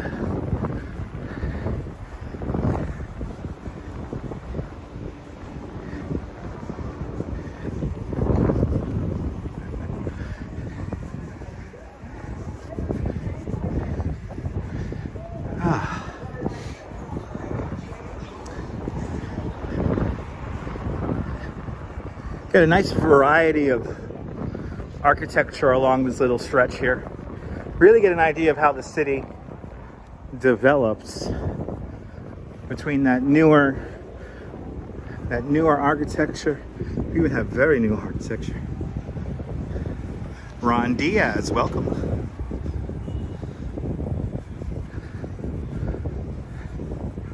All right. Very interesting street. Yeah, there's a lot of variety on this street, RoboJax. A lot of variety, and it's like really chill.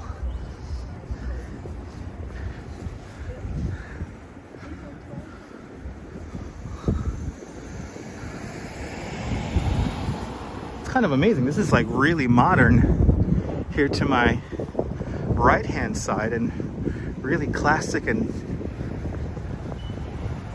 this is Upper West Side, RJ. Jay Chulo, I don't know. I don't want to get anyone's hopes up, Jay. I don't really watch football, so I wouldn't be able to tell you if we're going to do good tonight. Yeah, mainly a residential area. Super, super nice though.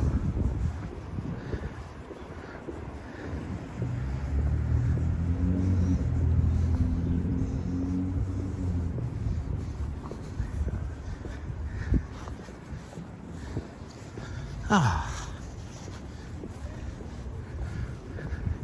few more blocks here to go. I like the older buildings too. Yeah, St. John the Divine, 110th Street. Hey, there you go, Manhattanville. Thank you so much. To Upper West Side from 100 to 110 and then Manhattanville. That's the neighborhood I was thinking of. Thank you so much, Sean. I'm gonna have to rename the broadcast. Manhattanville, that's right. So once we cross over 110, it is Manhattanville. I knew it was another name. I knew it was another name. I just couldn't remember. When I was writing out I should have checked Google Maps. When I was typing out the title to the video. We're at 106, everyone. Duke Ellington Boulevard.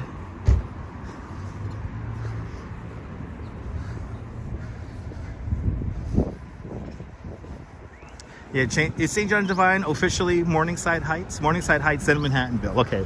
So it is Morningside Heights. Okay.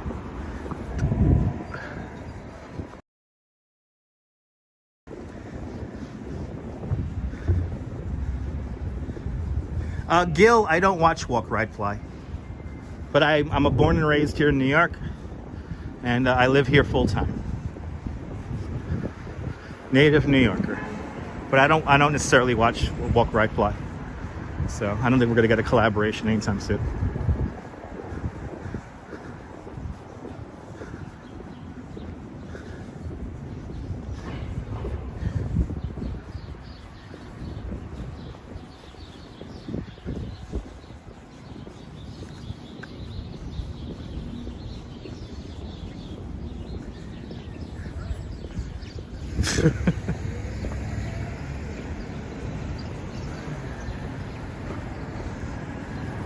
Yeah, JC, I know a lot of people. It'd be funny? Okay, Gil. I don't know what would be so funny about that, but okay. I mean, my live streamer walking into another live streamer. It actually happens quite often. Especially if there's a popular event happening. Anyway, 108, ladies and gentlemen.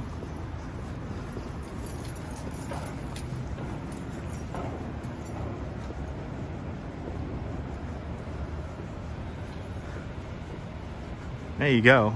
There's the neighborhood boundaries there. Okay. It's good to know. Get a good idea of how hilly Manhattan is when you get here to the north part of Manhattan here. So it's getting a little bit more hilly. After all, Manhattan is derived from the Native American word Mannahatta, which means land of many hills.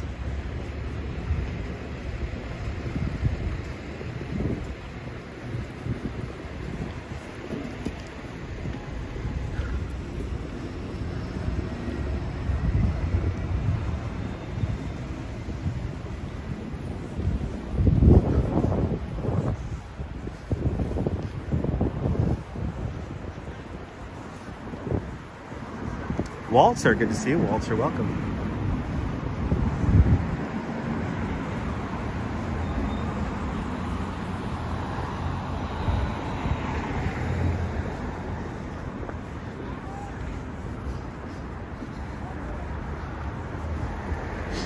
All right, just gonna go one more block now.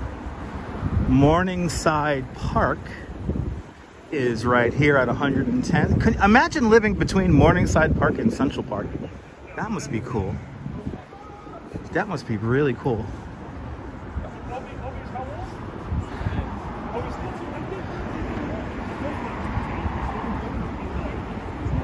There it is. St. John of Divine coming up. Yes, 15:30, right on time.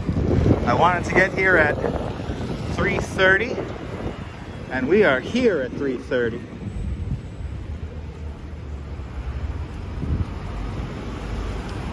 Let's see who's gonna let me through here. Yeah, got 4, 3, 2, 1. All right. I'm still amazed that they built that apartment building on the grounds of St. John the Divine. I'm still kind of amazed they did that. I don't think I'll ever get used to that.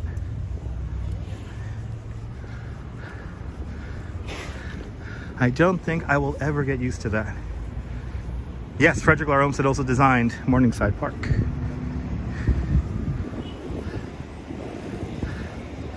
Now, whenever I do a bicycle tour, I always dread having to ride up this street because this street here is a workout. Always a workout. Yeah, probably as good as I can do.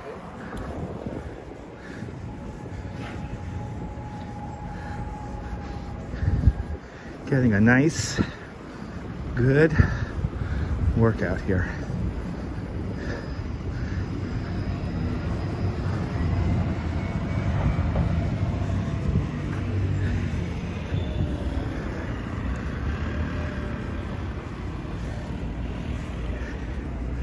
I go through one pair of sneakers and one pair of boots a year. That's it. Nothing too crazy. And actually, the pair of boots I'm wearing right now are from last year.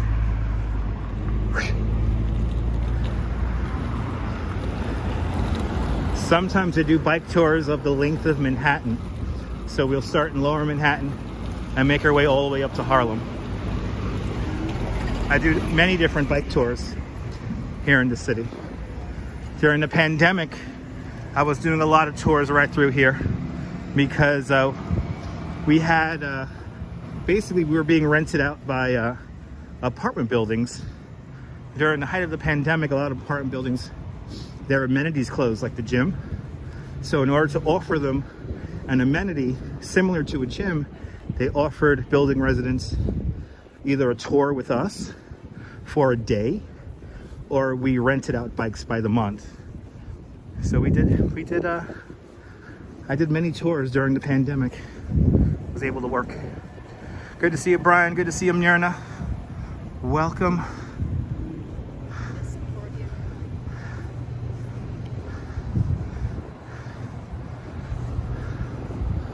But here we are, St. John of Divine.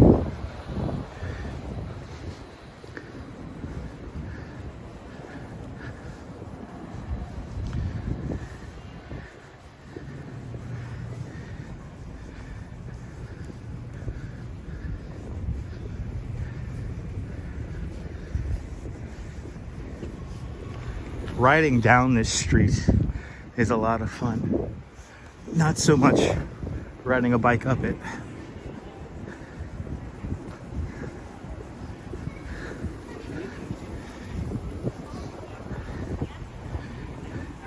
I cannot even begin to tell you how many guests I've had walk their bikes up this very sidewalk.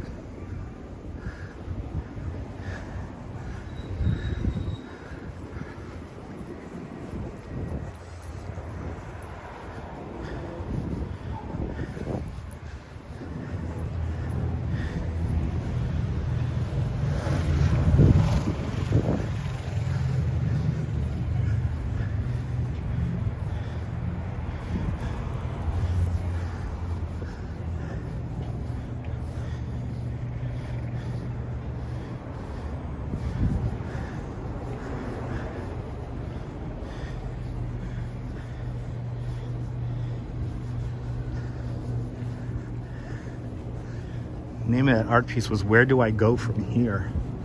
Wow, that was kind of powerful.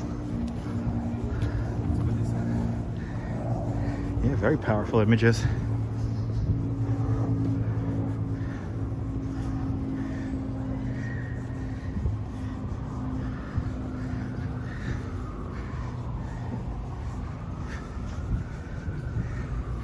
So welcome to St. John the Divine. And let's see if they have a street festival going on. Let's see. In honor of 3 peacocks.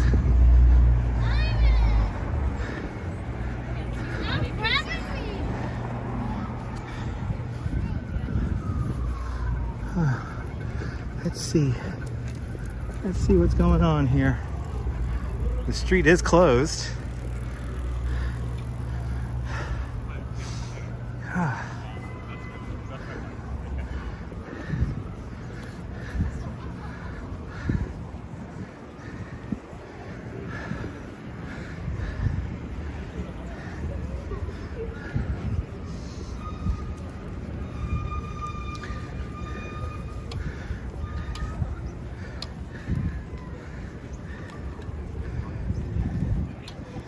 Might have to go to the Hungarian pastry shop after the live stream. Might have to do that.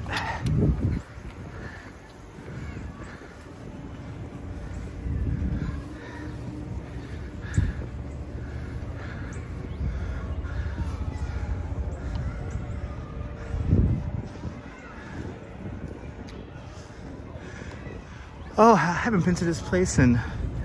Boy, I don't think I've been here in about a year. Oh my God, I just love this building so much.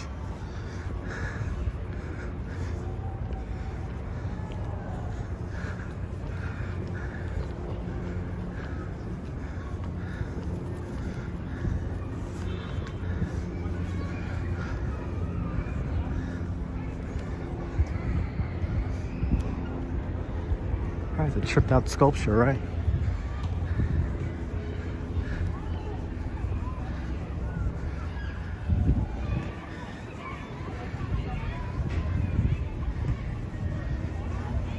Yeah, exactly. That's what I'm doing.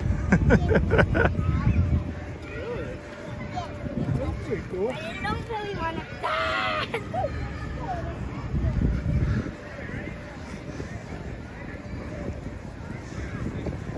No, a lot of tourists do know about this church, but many tourists do not.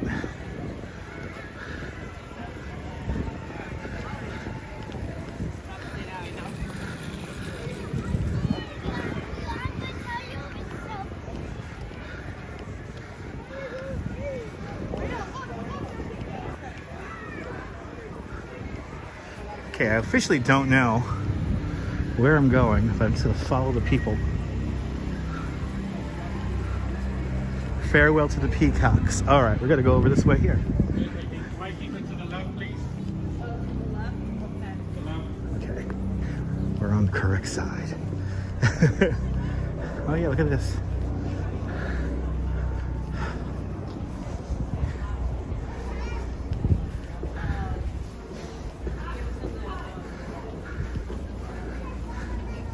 Good to see you, Marta. All right.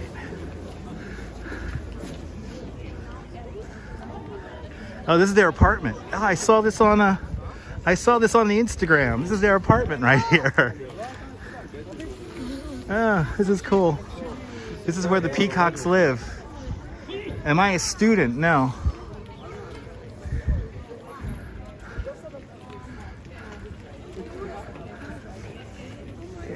Is there like a line to view them? Is that it? Let's see if we could say hello really quick.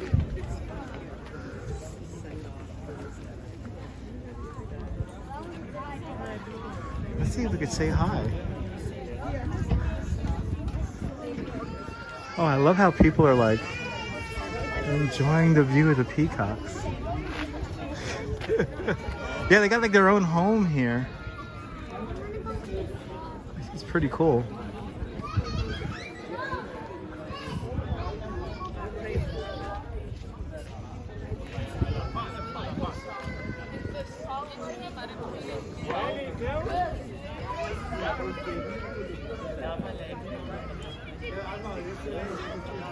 Yeah, it got a peacock pad. I mean, I'm not gonna lie, that's kind of nice.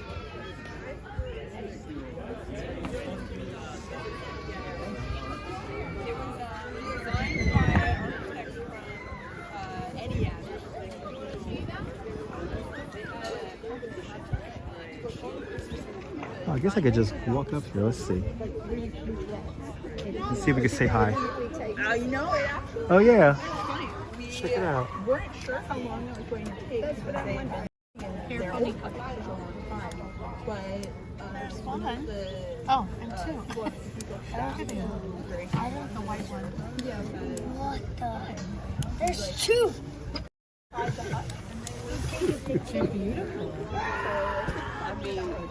that was so funny. So there's 2 and a 3 in there. We gotta get on the other side. The other side is the shot. The other side is the money here. Let's see. Oh yeah, it's like totally posing for photos.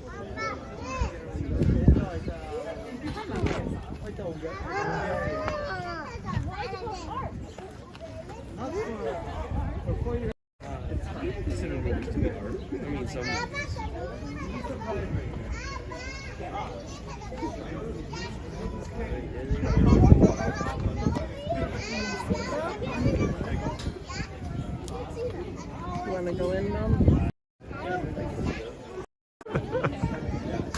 Now there's supposedly there's 3 of them, but I only see 2 in there.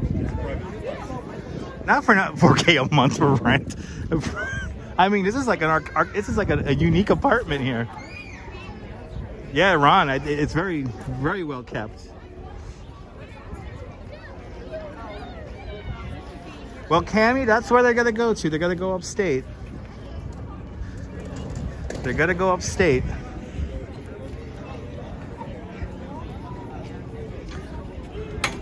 They gotta go upstate, and they're gonna live a new life. Yeah, it looks like an RV. It's not on wheels. I mean, it has like a foundation and everything.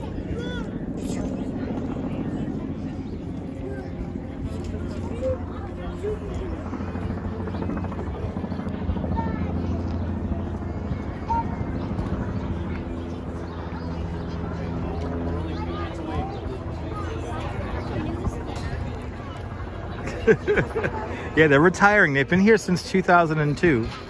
So they've been here for a while. And now they got to go to greener, more spacious pastures.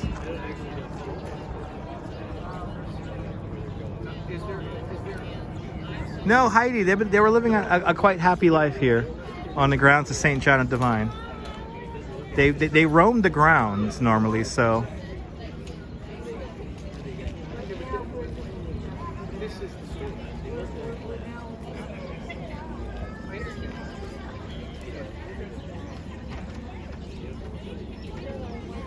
So they're not kept just in this building here. They roam the grounds. It's a great disappointment.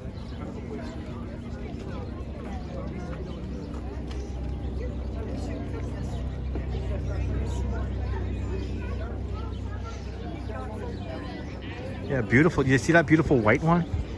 Let's see if we get some more views of these guys.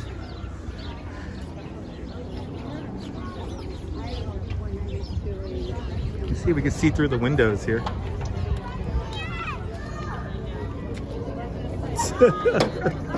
There they are.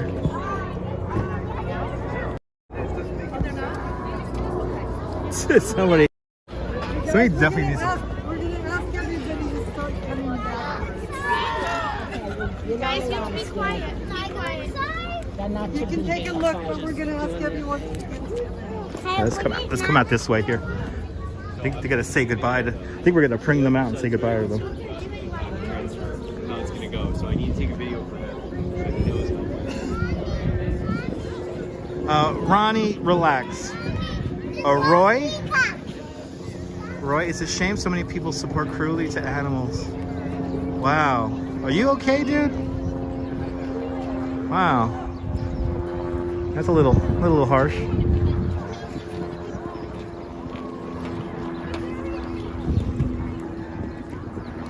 Good to see you, Eric. Welcome.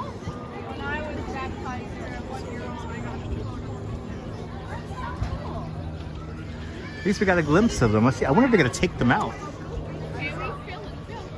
Let's see what happens.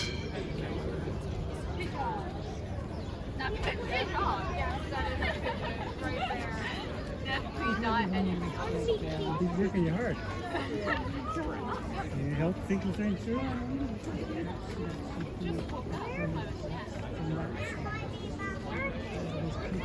If he stood on that street, he could ceremonially open the door or not. It wouldn't be letting him out, but you know, it would be ceremonially.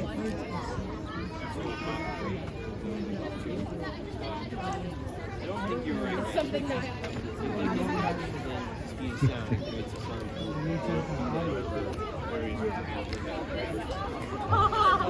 here's Pat.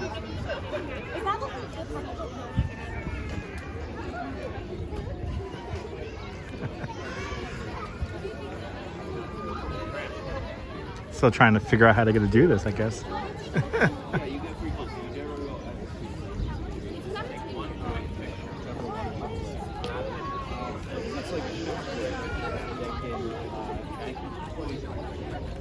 Oh yes, I do like one.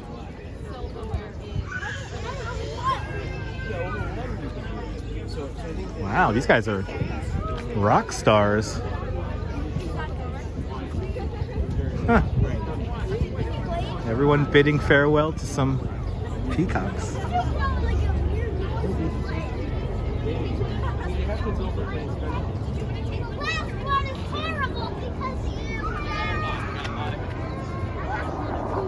Yeah, that's what I heard too, Neil. I read that too.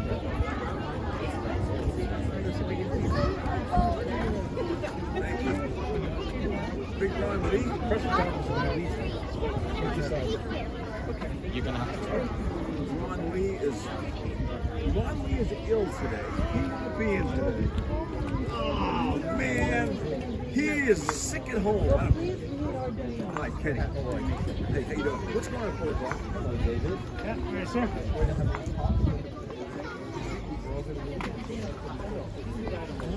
Okay, so we'll do a quick interview with you. Explain what's going on. How's that?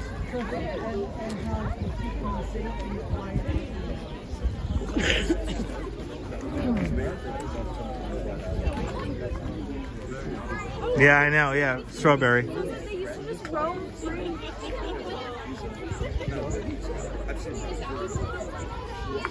grouchy. That's what you're very grouchy. That's not the word I would use. Well, I can say another word, but I don't want to bring people around here. He's a jerk. That's not the word I would have used either. Oh, I won't say it. That's exactly how it works. Hey, you want to do this?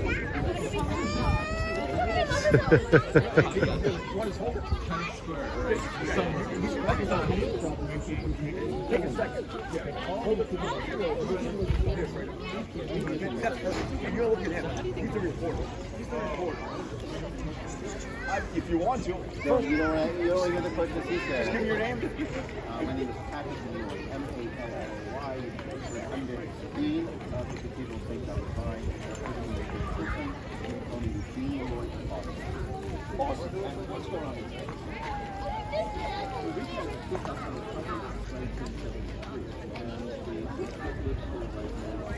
Preemptively block people, okay.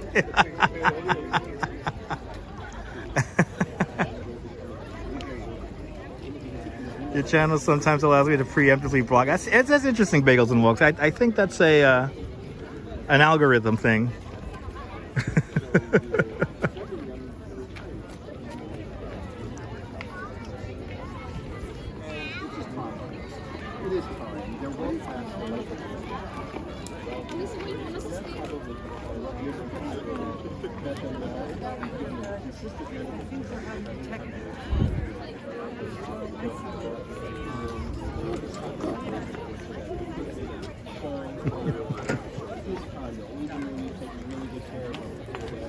I really wanted to see something. I know. A lot of interest here, obviously.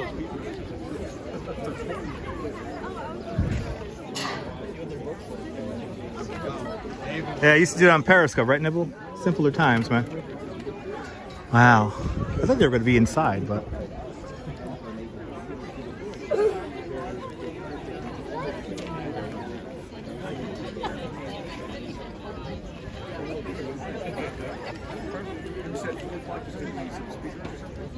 Oh, you are? Okay. got you already. Well, I'm leaving now because I can't shoot you video. I'm out of here. I would have said something else. I could be right back. I'm going to get microphones. They don't need it anymore. It'll be one less thing to carry. So it's good to have less. I'm with you. Good to see a Rain-X from Maine. We're gonna attempt to see some peacocks here. And a safe farewell to some peacocks. In the paper? Yeah.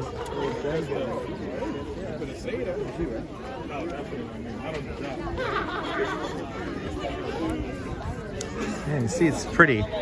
Got some old buildings. I think they're gonna have them come out and then maybe walk down here to the Cathedral school. But it's a beautiful, beautiful structure and buildings here.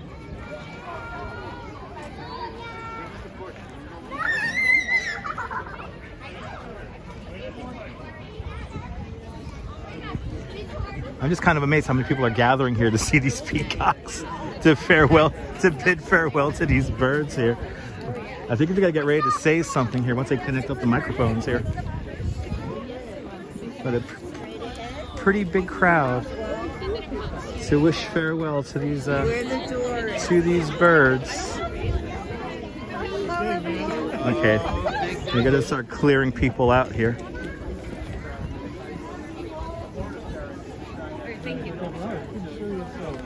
It is kind of like peacock mania. Yes, indeed. I think they might like the cold weather. That's where they're going upstate.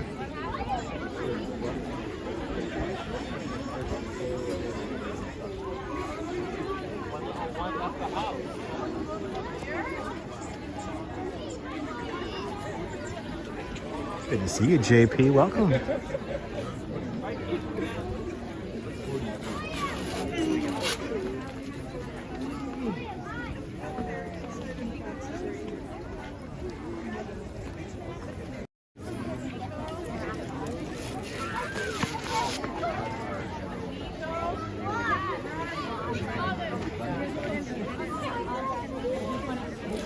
Just came out over there. I'm over here.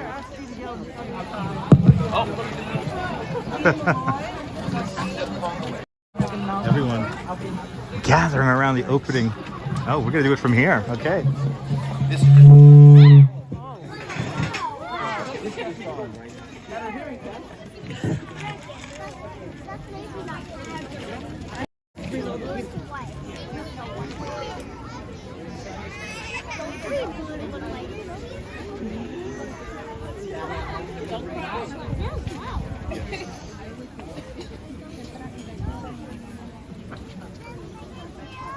Tommy, you can stay there. I see you.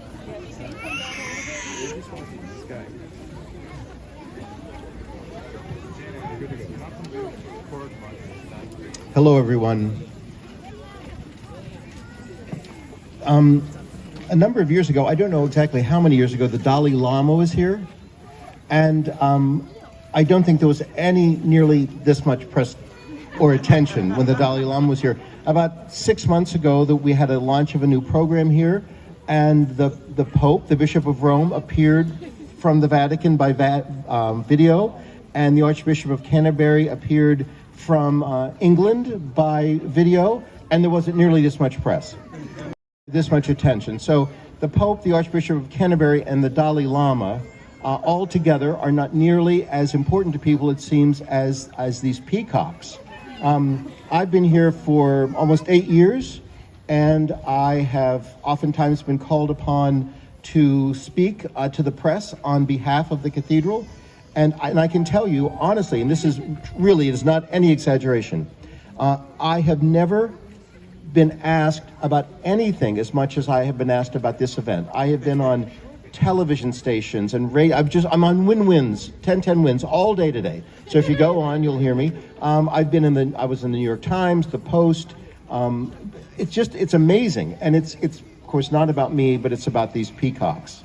And my colleague, Miss Lisa Schubert, back there, who has been coordinating a lot of our work today, has told me that there were over 500 young people who came here today to say goodbye to the Peacock. So this is a wonderful day, and it's also a really sad day. I mean, I have to imagine that the reason you're here is because you're sorry that this day has come. So let me just say a word to you about today and why this is happening, just in case you don't know the full story, though most of you probably do. We've had peacocks here at the Cathedral since 1973, and they've come to us in different sorts of ways. The peacocks who are here now are not the peacocks who came here, of course, in 1973. These peacocks came here in 2002. They are already beyond their normal life expectancy. And we have to assume that part of the reason that they have grown to be so old is because people like you have come here and stuffed them with almonds and kale and all sorts of things that peacocks like to eat. And our good friends at the Center for Avian and Exotic Medicine, the veterinary clinic that has taken care of them, have come here over the years. Our wonderful colleagues and facilities have chased the birds down and held them so that the folks from Avian and Exotic Medicine could examine them and treat them and give them all of their shots, just like any house pet. So they have been treated exceedingly well, and really for most of their time here, really protected from predators who in the wild might not have been so kind to them. So to all of the people who have taken care of them, you and our facilities colleagues and the folks at Avian and Exotic Medicine, we are really grateful. And we're especially grateful now. In the back here you see, if you'd raise your hands, our friends from Animal Nation. Our friends from Avian and Exotic Medicine have assured us that the peacocks have reached a time in their lives where, like all of us, eventually they need to retire. So you may know that Harry, one of the peacocks, had a leg injury. I guess that's what you call bird appendages, a leg injury, that we paid to correct, have the veterinarians correct it with surgery, and that did not work. And so they determined that for Harry to have any life at all, for the rest of his life, he will have to wear a specially made 3D printed cast on his leg every day, always, for the rest of his life, that has to be changed every 2 days and cleaned, so there's always a circulation of casts. As you can imagine, we at the Cathedral simply are not equipped to do that. Even under the best of circumstances, we would not be able to do that. And they advised us that his two friends, Jim and Phil, and you all know Phil because Phil is the white one, everyone knows Phil, that they really were not very far behind. And so they said the kindest thing for us to do, the ethical thing for us to do, would be to send them to a place where they could be truly cared for by people who know how to care for them and have the personnel to care for them and the facilities to care for them in a way that we don't. So what we're doing here is we're doing our best to be the best for these birds who have been our pets for all these years. What we're going to do, of course, it's our tradition here at the Cathedral as Christians, as Episcopalians, as peoples of faith, to pray at times like this, to entrust one another and these animals to the God of our understanding. I have no idea what all of you believe about ultimate reality. I have no idea what you believe is the most truly true thing in the world, and so I would not ever assume to suggest to you that what we believe is what you should believe.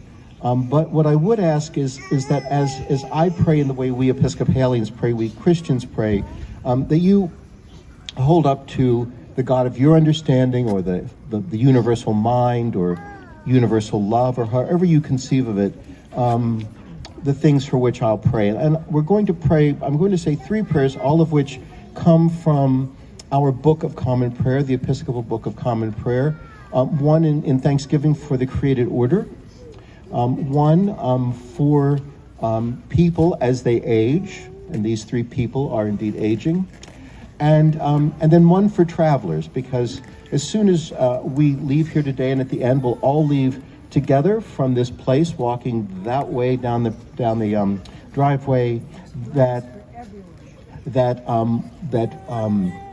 friends from Animal Nation will gently collect the peacocks and take them to their new home in South Salem. My friend Lisa Peacock. Her name is not Lisa Peacock. Her name is Lisa Schubert. Schubert is a that means peacock. That's really not. As people leave, you see these are peacock horns, and there's one for every single person. So as we turn and go down the driveway, you're going to get one of these, and we're going to have one last peacock send-off for our peacocks. And we have a musician. When you give him the word, he will start singing "Row, row, row your boat." Okay. Peacocks, and we'll be handing out the horns to everyone here that they can blow them all the way down the drive. And I'm sure you didn't hear what Miss Schubert just said. She said that we have a musician here who's going to lead us in that very, very classical and very erudite piece of music, "Row, row, row your boat," which I'm sure we all know. So we're gonna, as I dismiss you, we're gonna start that song, and then we're going to turn and go. And as you go singing, you're gonna pick up your peacock horn and you're gonna make peacock noises, which those of you who are small know will just thrill your parents, especially when you take those horns home tonight. And sometime between dinner and bedtime, your parents all lose their minds. So,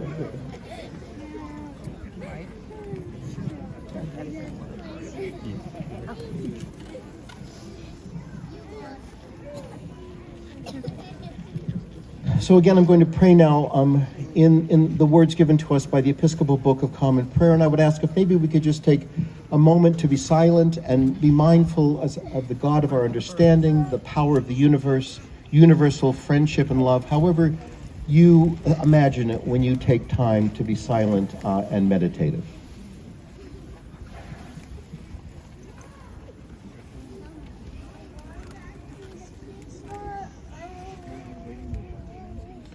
Let us pray.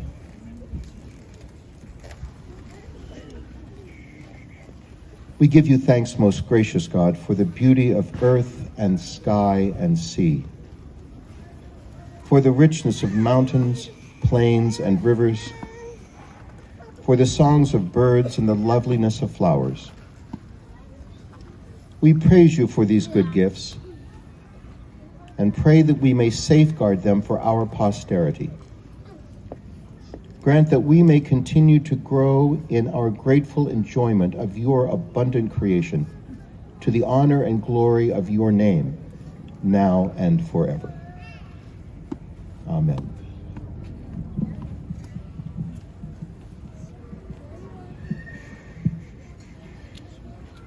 Look with mercy, O God, our Father, on all whose increasing years bring them weakness, distress, or isolation. Provide for them homes of dignity and peace. Give them understanding helpers and the willingness to accept help. And as their strength diminishes, increase their faith and their assurance of your love. This we ask in the name of Jesus Christ, our Lord. O God, our Heavenly Father, whose glory fills the whole creation and whose presence we find wherever we go, preserve those who travel, in particular Jim and Phil. Surround them with your loving care, protect them from every danger, and bring them in safety to their journey's end. Through Jesus Christ, our Lord. And so now, let's row, row, row our boats right down the driveway.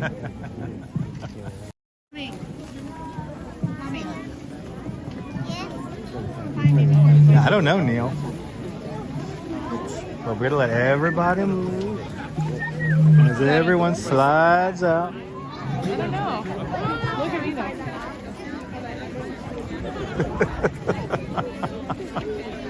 Sean, are you enjoying this? I'm glad you're enjoying this, Sean. I'm glad you're enjoying this.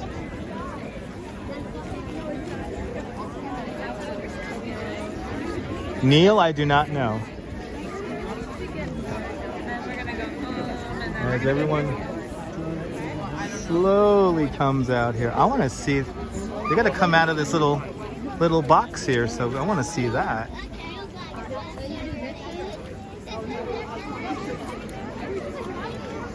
It's definitely the scene here. Oh, and there go the horns. You can hear the kids. The horns are going off. And then the peacocks are going to go down the driveway. I know, right? All right, Sean. Pretty deep. It got pretty deep right there.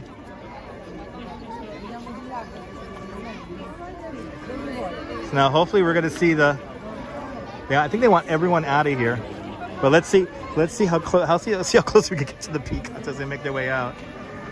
Oh, those parents the parents are gonna love the little peacock horns. I tell you what, it's gonna be you're gonna be hearing this on the Upper West Side and Morningside Heights for months now. Yeah, you know, Blessing of the Animals is something that I've been meaning to want to really live stream. So I think maybe we're gonna have to watch the Blessing of the Animals in the future. And also the blessing of the bikes. Oh yeah. Listen to the chorus. Let's see.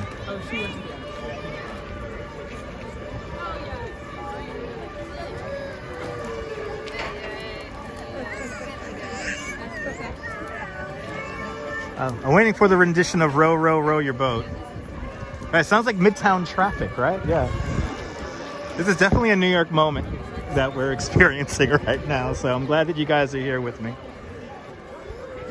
I wasn't expecting this too, so I'm having a lot of fun here. I'm gonna try to be the last one down this way here.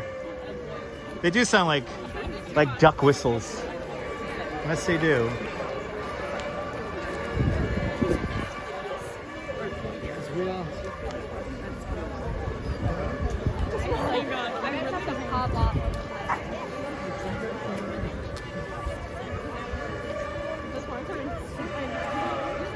They're really making sure everybody slides out here.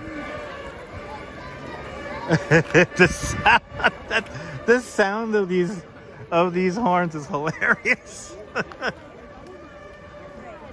Yeah, I know, Neil. This is absolutely could go right to my press pass application. Good to see you, Marty. Welcome to the show. Bidding farewell to some peacocks here at St. John the Divine. Robojacks, because I'm a professional.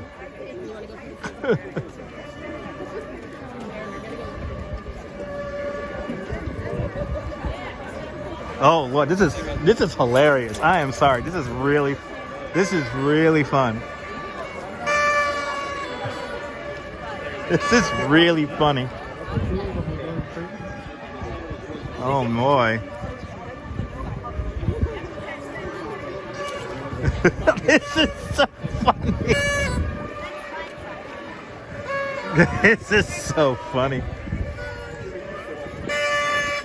Oh yeah.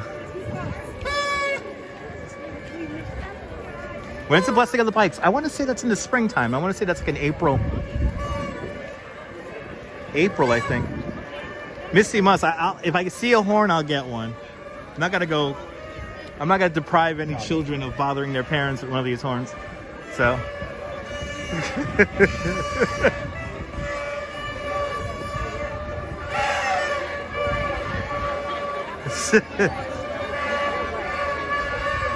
Oh my God, Sean, that sounds like such a good idea. I need a horn.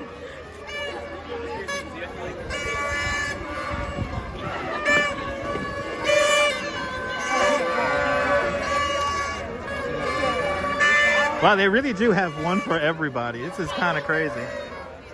We're at St. John the Divine, everybody.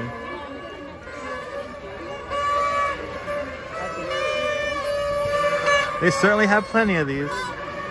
They certainly have plenty.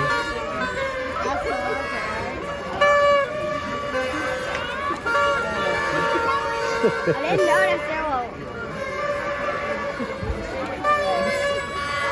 Thanks so much.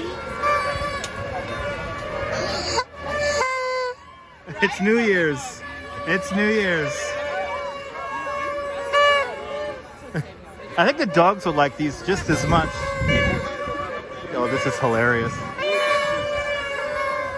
It sounds like New Year's, right?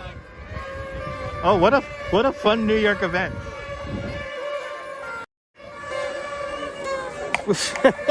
Oh, I dropped it.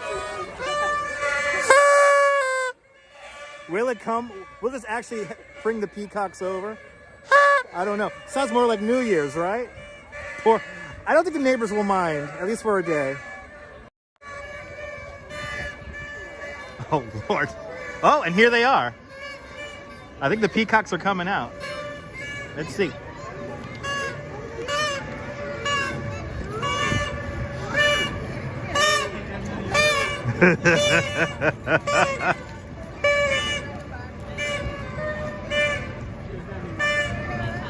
Wow. I'm waiting for the rendition of Row, Row, Row Your Boat. When's Row, Row, Row Your Boat going to be played? Yeah, they're getting, I believe they're getting some chick scale. Yeah, content, yeah.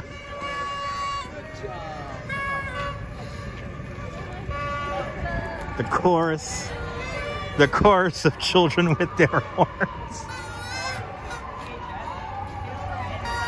Oh, maybe this lady does. Look, the lady.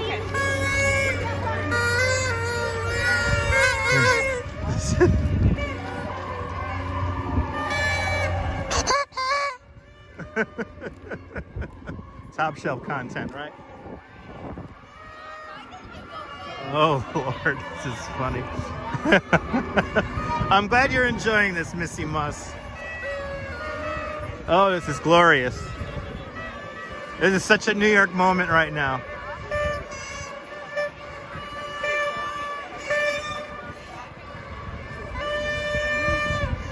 Oh, yeah. The children of the Upper West Side and Morningside Heights are going to have a fantastic time with these horns now.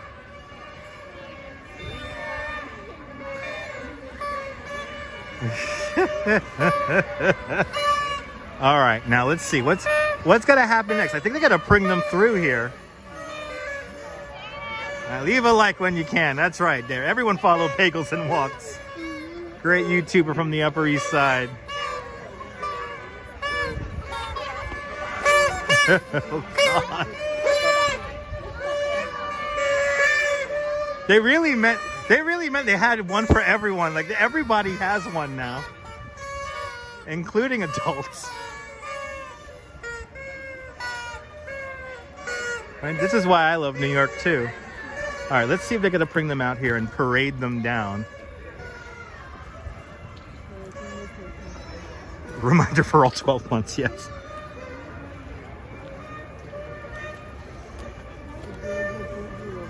I love how you could hear it off in the distance. It's like, oh yeah, here they are. They gotta come out. They gotta come out. Here we go. They gotta come out, guys. This is a once-in-a-lifetime event, yeah.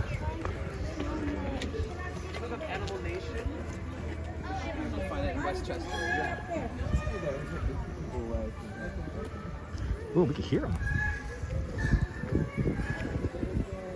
Oh, and there's the. You just put the white one in one of the trucks.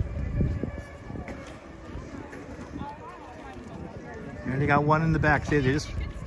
Stay back, please. Stay back. Stay back.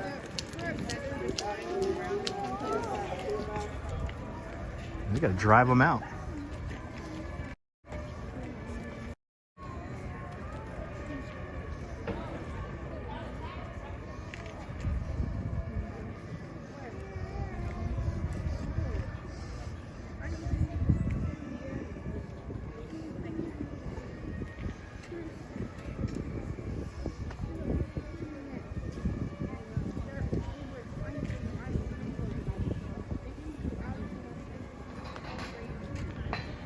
Oh, there goes the other one. Oh, so each one has its own truck. So the white one's leaving in the white car, and the The green one's gonna be living in the red truck. Aw, she's crying. Aw.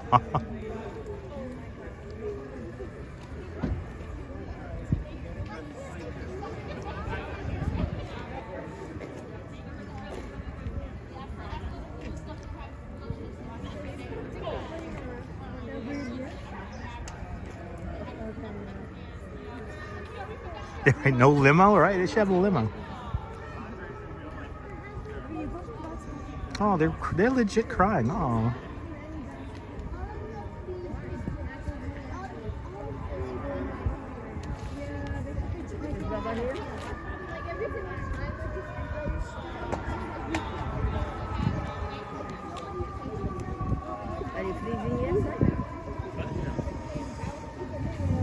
They lived a long life here, and they're going to a better place. So.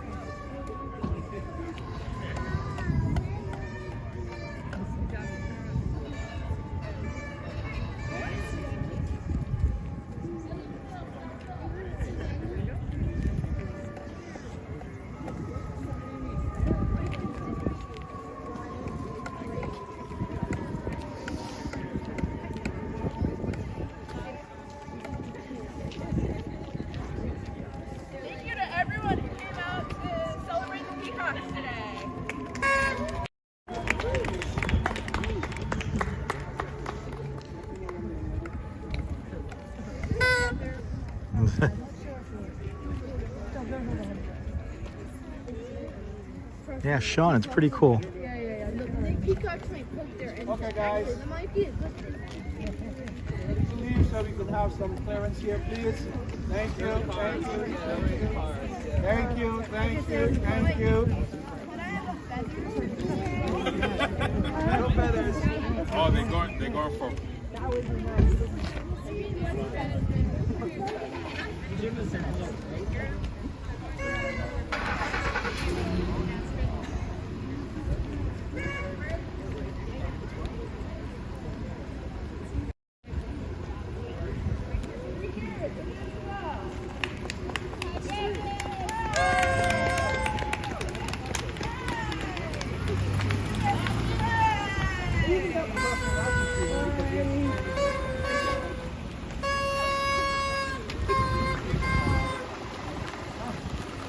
Oh, oh, here they go.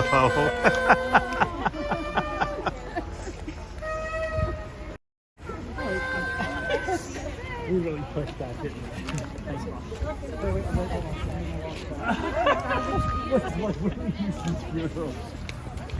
It's such a New York moment right here with kids with horns, and we have. Well, I don't think it was a garbage. I think it's in a box next to the garbage can. But there you go. I think the kids are gonna squeak their horns as they make their way out. They're going upstate.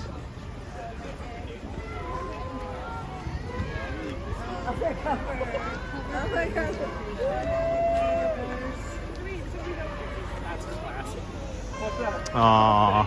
I was hoping for them to parade them out and then put them in a car, but they went right into the automobiles, and now they're going up to was it North Salem, New York? They've been here for a very long time. They've been here for 22 years, and it's time for them to retire. The park will not be the same without them. Good to see you, Gigi. Welcome.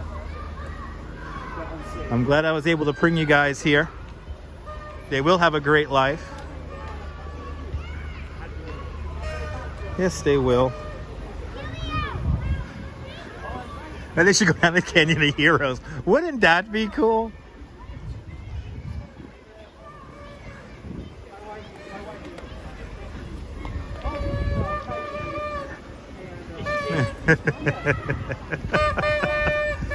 Yeah, South Salem Animal Rescue and Sanctuary. Off they go. Still better than watching the Al, I appreciate that. Oh, guys, didn't we have fun today? I hope we had fun today. I hope we saw a big New York moment here. We had our New York moment. We had our New York moment. I was hoping for them to parade the birds out, but I guess not.